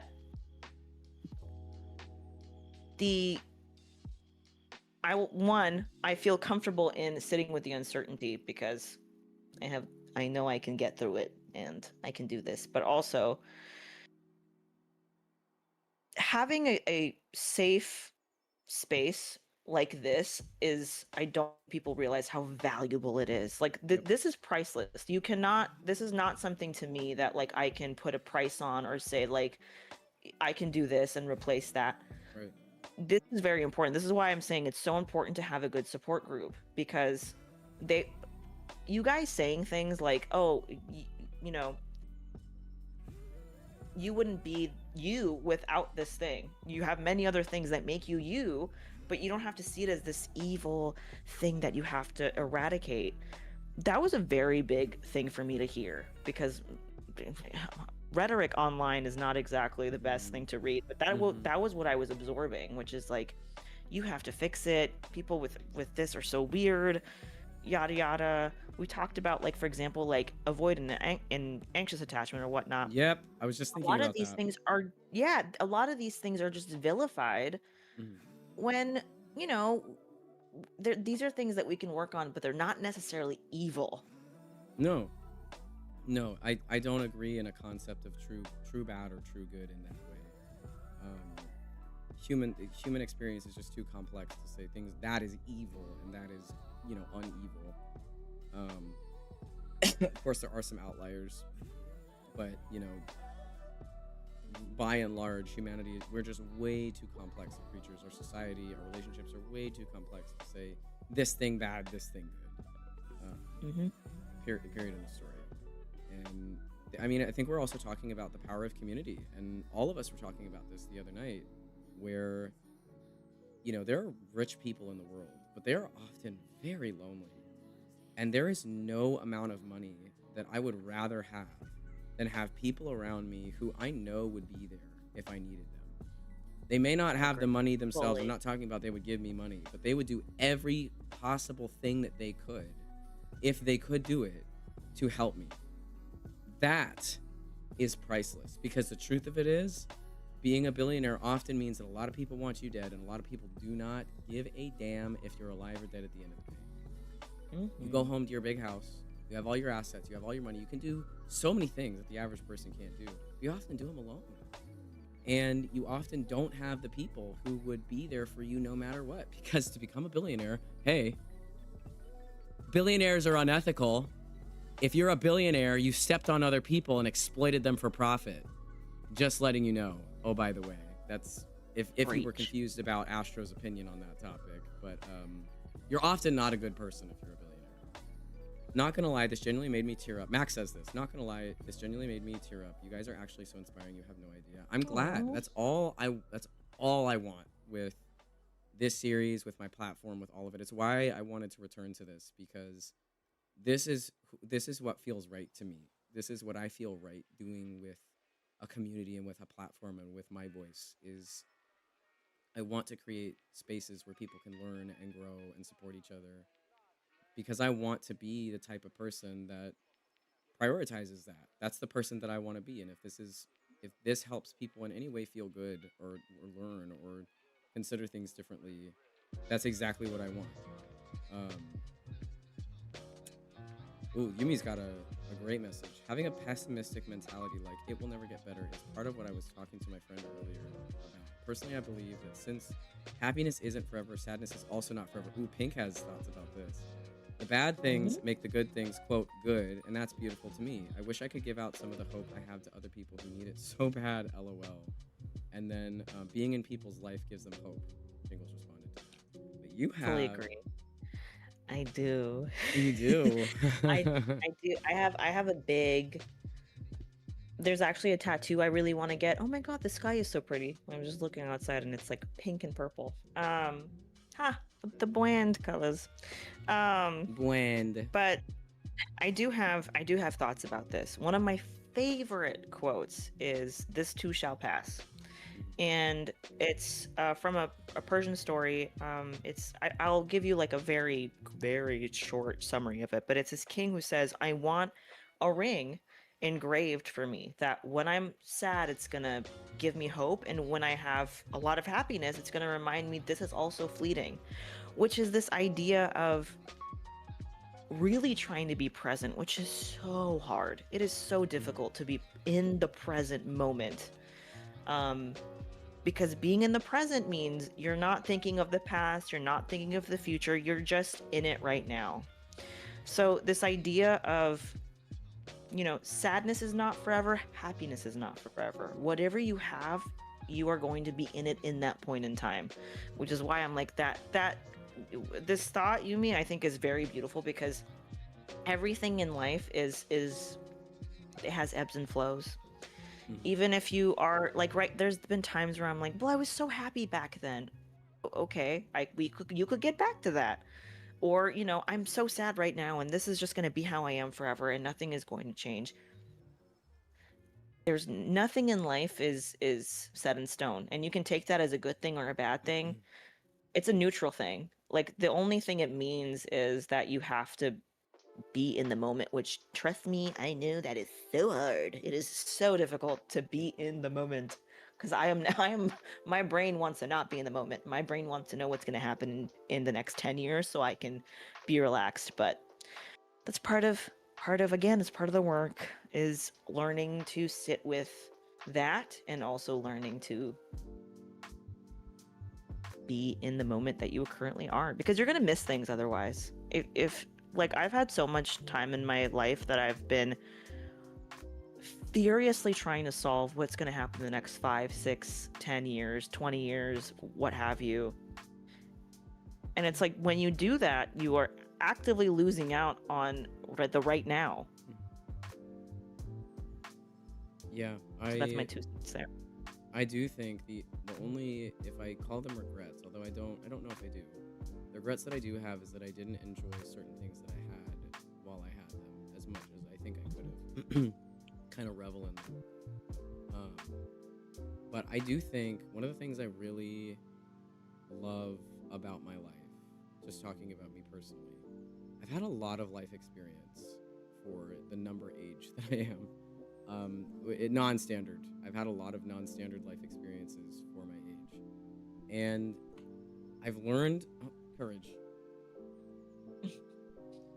I've learned a lot, and I've gotten to see so many things about life, and I'm still at an age where my life is in flux. Buddy. Hey. Sorry guys, hold on. Courage is getting... No worries, courage is being cute. Okay, Unc. I don't know about that. But hey, sit. Sit.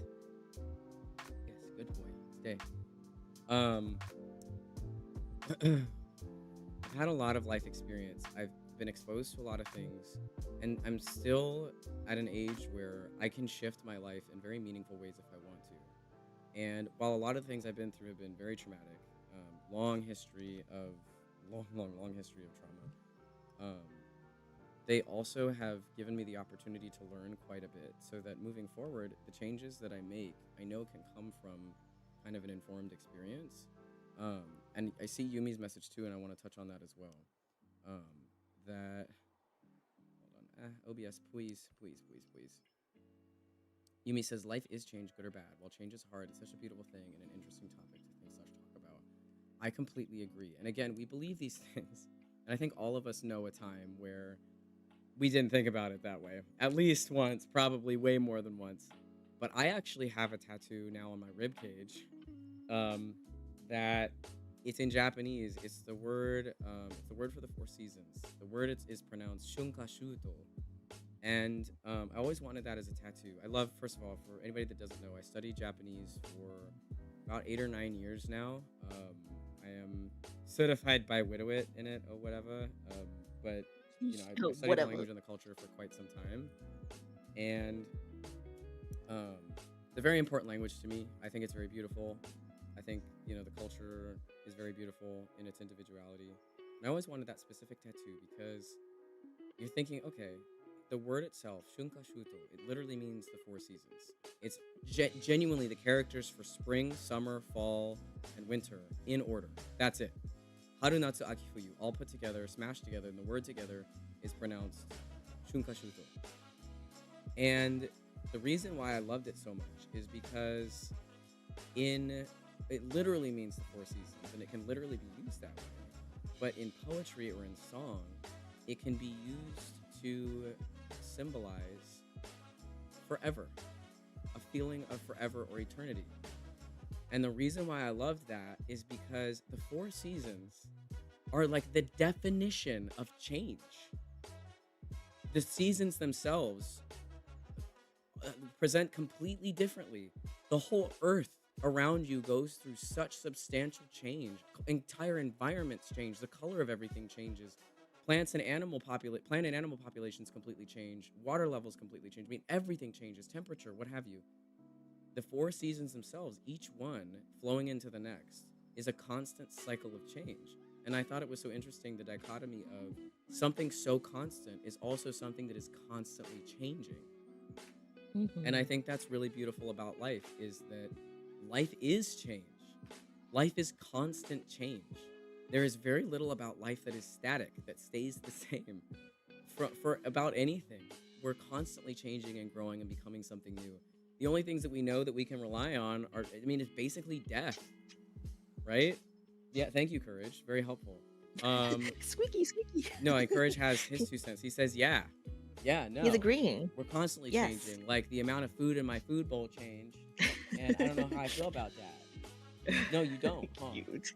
You don't know how you feel about that. I don't know. You said, but Dad, the amount of times I go to the dog park changed, and I don't like that either. And it's because your foot was bleeding, and you were limping.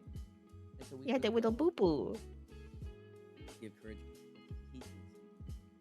But it's why I got that tattoo, because it is change, and sometimes we can't receive that. Sometimes we're not ready to hear it, and sometimes we are, and there's a sense of peace that comes with the acceptance of this too shall pass.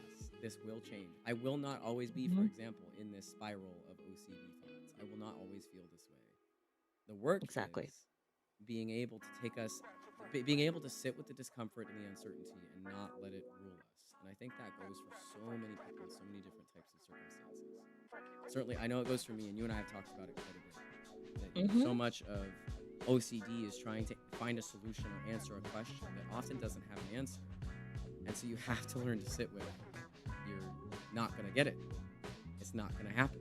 As much as you hate it. That's literally part of ERP is, which I'm also realizing, when I say ERP, guys, I'm not talking about the role play thing. I just realized there's another. Yeah, there are 2 ERPs. That's not the one that I'm talking about. Mine is exposure and what is it? Exposure and response.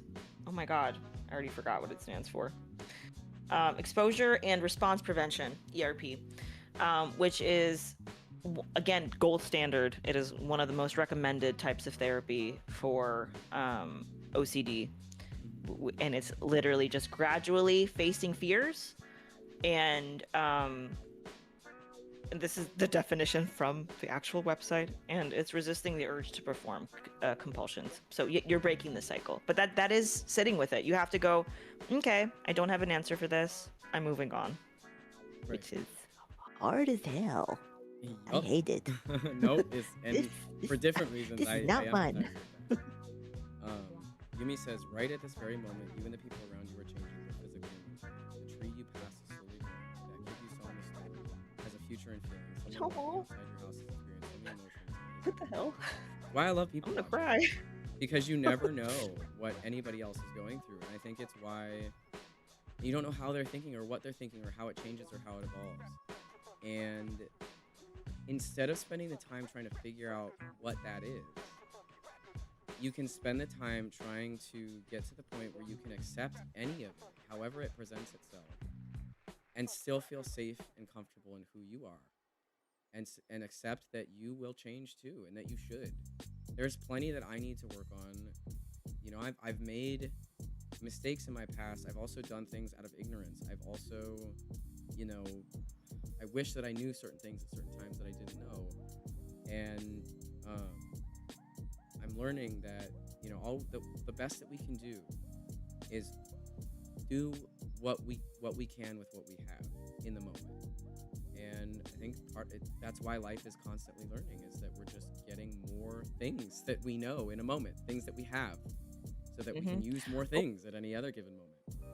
Oh, this is so on like topic with what we were talking about, but part of this and coming to terms with learning more about myself is also like learning that I don't actually know that much about myself, and I probably will always be learning more about myself and who I am and what my ideals are or how I'm dealing with things. But that is something that you and I talked about, Astra, which is like this kind of almost rebirth every time I'm I guess going through a significant event, which is like, oh, I'm learning something entirely new about myself, and I thought I knew myself at 30. No, I don't. Nope. And you probably won't know yourself at 35, right? And you will learn more about yourself at that point too. I think if we can look at it, reframe it, the greatest task that we have and the most exciting one is learning about ourselves. Because it's a beautiful thing to learn about language and to learn about, space and to learn about whatever you might enjoy. But at the end of it all, if I'm staring, the heavenly gates in the face or whatever you believe in, the thing that I would want to know most is me. Honestly, Agreed. if I had to sit there and come to terms with my life, the one thing that I hope that I would know is myself. And I think I touched on this a little bit earlier, but learning about other people also helps us learn about ourselves. Finding Yes. compassion with other people helps us find compassion with ourselves. And that's why I come back to all the time, humans are social creatures. I think you've heard me say that a million times at this point, that we're social creatures. We're designed for interaction. And I think this is, as humanity has evolved and our brains have expanded and our knowledge and communication has grown, one of the things that stays constant is we do need other people. Not always to, for them to do something for us in that very, strict sense of the word, but to show us ourselves, to be our mirrors, to be our complements, to be our opposites. Because we infer, if you think about, critical thinking and logic, or just basic algebra, right? For example, you have, 2x plus 1 is equal to 5, right? You're trying to solve for x. You use the data that you have in the equation to find the answer, right? If you had x plus y equals z, you can't figure it out. But once somebody fills in the other numbers, gives you more data, then you can figure out what it all means. And I think that's part of socialization, is that other people help you fill in data that you wouldn't see on your own if you were looking at the equation yourself. So I do think, and unless there's anything else that you specifically wanted to talk about, I do think that's a good place to wrap up, honestly. I think so too. Yeah, I I think fully agree. we've had a ton of conversation. We've gone over a lot of area. There will be a VOD on YouTube for anybody who's missed the first portion of today's segment. These will happen on Wednesdays. I swear to God, this week was an outlier. And I do have somebody lined up for next Wednesday. I think can't wait. this was probably one of my favorite streams that I've ever done. I really, really enjoyed this. And I feel as though not only have I learned more about OCD and about you, Pink, but also I've learned more about my community. I've learned more about me and my thoughts. I mean, we connected this to BPD and my family and all these different things. And it just went in so many different directions. And I'm really excited to, hopefully we can do another segment sometime. I'd love to do one on Farsi. I think that would be so much fun. That would be Learning really Farsi fun, because you have stream. so many interesting questions. I that I'm like, I know. never thought of that. What the hell? It's What the so heck? much fun. It is really fun. Yeah, but I wanted to say, obviously, Pink, thank you so much for being the first Wormhole Wednesday co-host, and for course. sharing about OCD and for sharing your experience with everybody here. I hope you saw people relating to you and finding support, and I think it definitely made a positive impact. And who knows, it might continue to do so. This will, Max, by the way, this will be on YouTube. It will be on my YouTube channel, which should be in my bio everywhere. So if you want to watch the whole thing, it'll be there for you. But I thank you a lot. I'm really grateful for you as a person, and I think a lot of people. I think we helped people today. And I do want to give you a little spiel of my own. But this meant a lot to me. I think you're a very important person and friend, and I appreciate you so greatly. And it meant a lot to me that throughout all of this, like, not even just this stream, but you've always been a very compassionate and just caring person. And I thank you so much for giving me the space to feel safe and feel like I have someone I can go to. And I think that's what your community feels as well. Like, I've heard so many times in your, and I mean, I guess read so many times in your server of people feeling like they have a safe place to go. And I think that's something you really embody, and like it's a value you really hold. And I've seen it. So thank you so much. This meant a lot to me. And I really hope that I was able to kind of give my perspective on things. And if anyone is considering a diagnosis, that, you know, they can go and explore that if they need to. But thank you so much, Astro. This was really important. I think you're doing something really, really cool. We've talked a lot about doing things in alignment with our values, and I do feel, and Yumi will know this. I know you talked to Yumi needs to go do their math homework, but you know, I think back to those Deltarune and Omori streams, and those felt like the epitome of me having such cool conversations about mental health and about, you know, meaning and self-concept and love, and that's what I want to embody. That's what I believe in, and that's a value that I hold. Is that, I mean, it's a value that I hold, that I want any space that I am the leader of to be safe for anybody. It's something I take very, very seriously, and if there is a small pocket of the world that I can even remotely do that in, then that's what I want to do. And I do think that this segment, doing this like this, was in alignment with a part of me that was really important to me.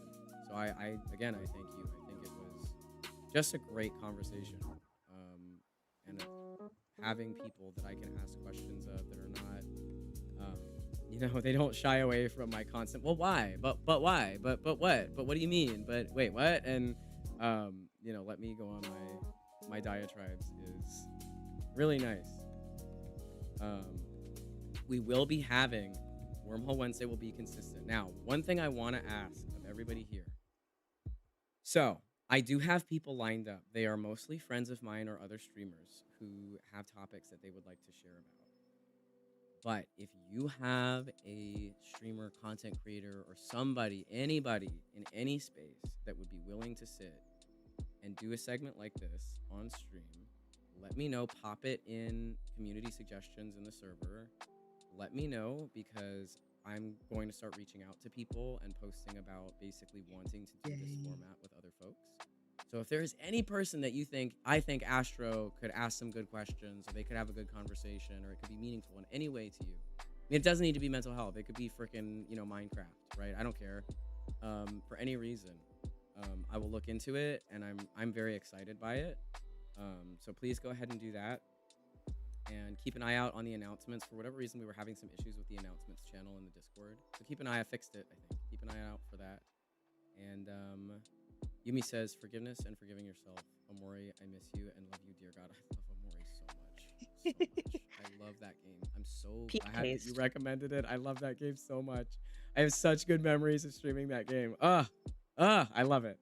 But thank you guys for watching. Thank you for tuning in. I really hope you enjoyed. If you have feedback for the Wormhole segments, again, put that in suggestions. I'd love to hear it. I'm always trying to make things better, more interactive, and more enjoyable for everybody.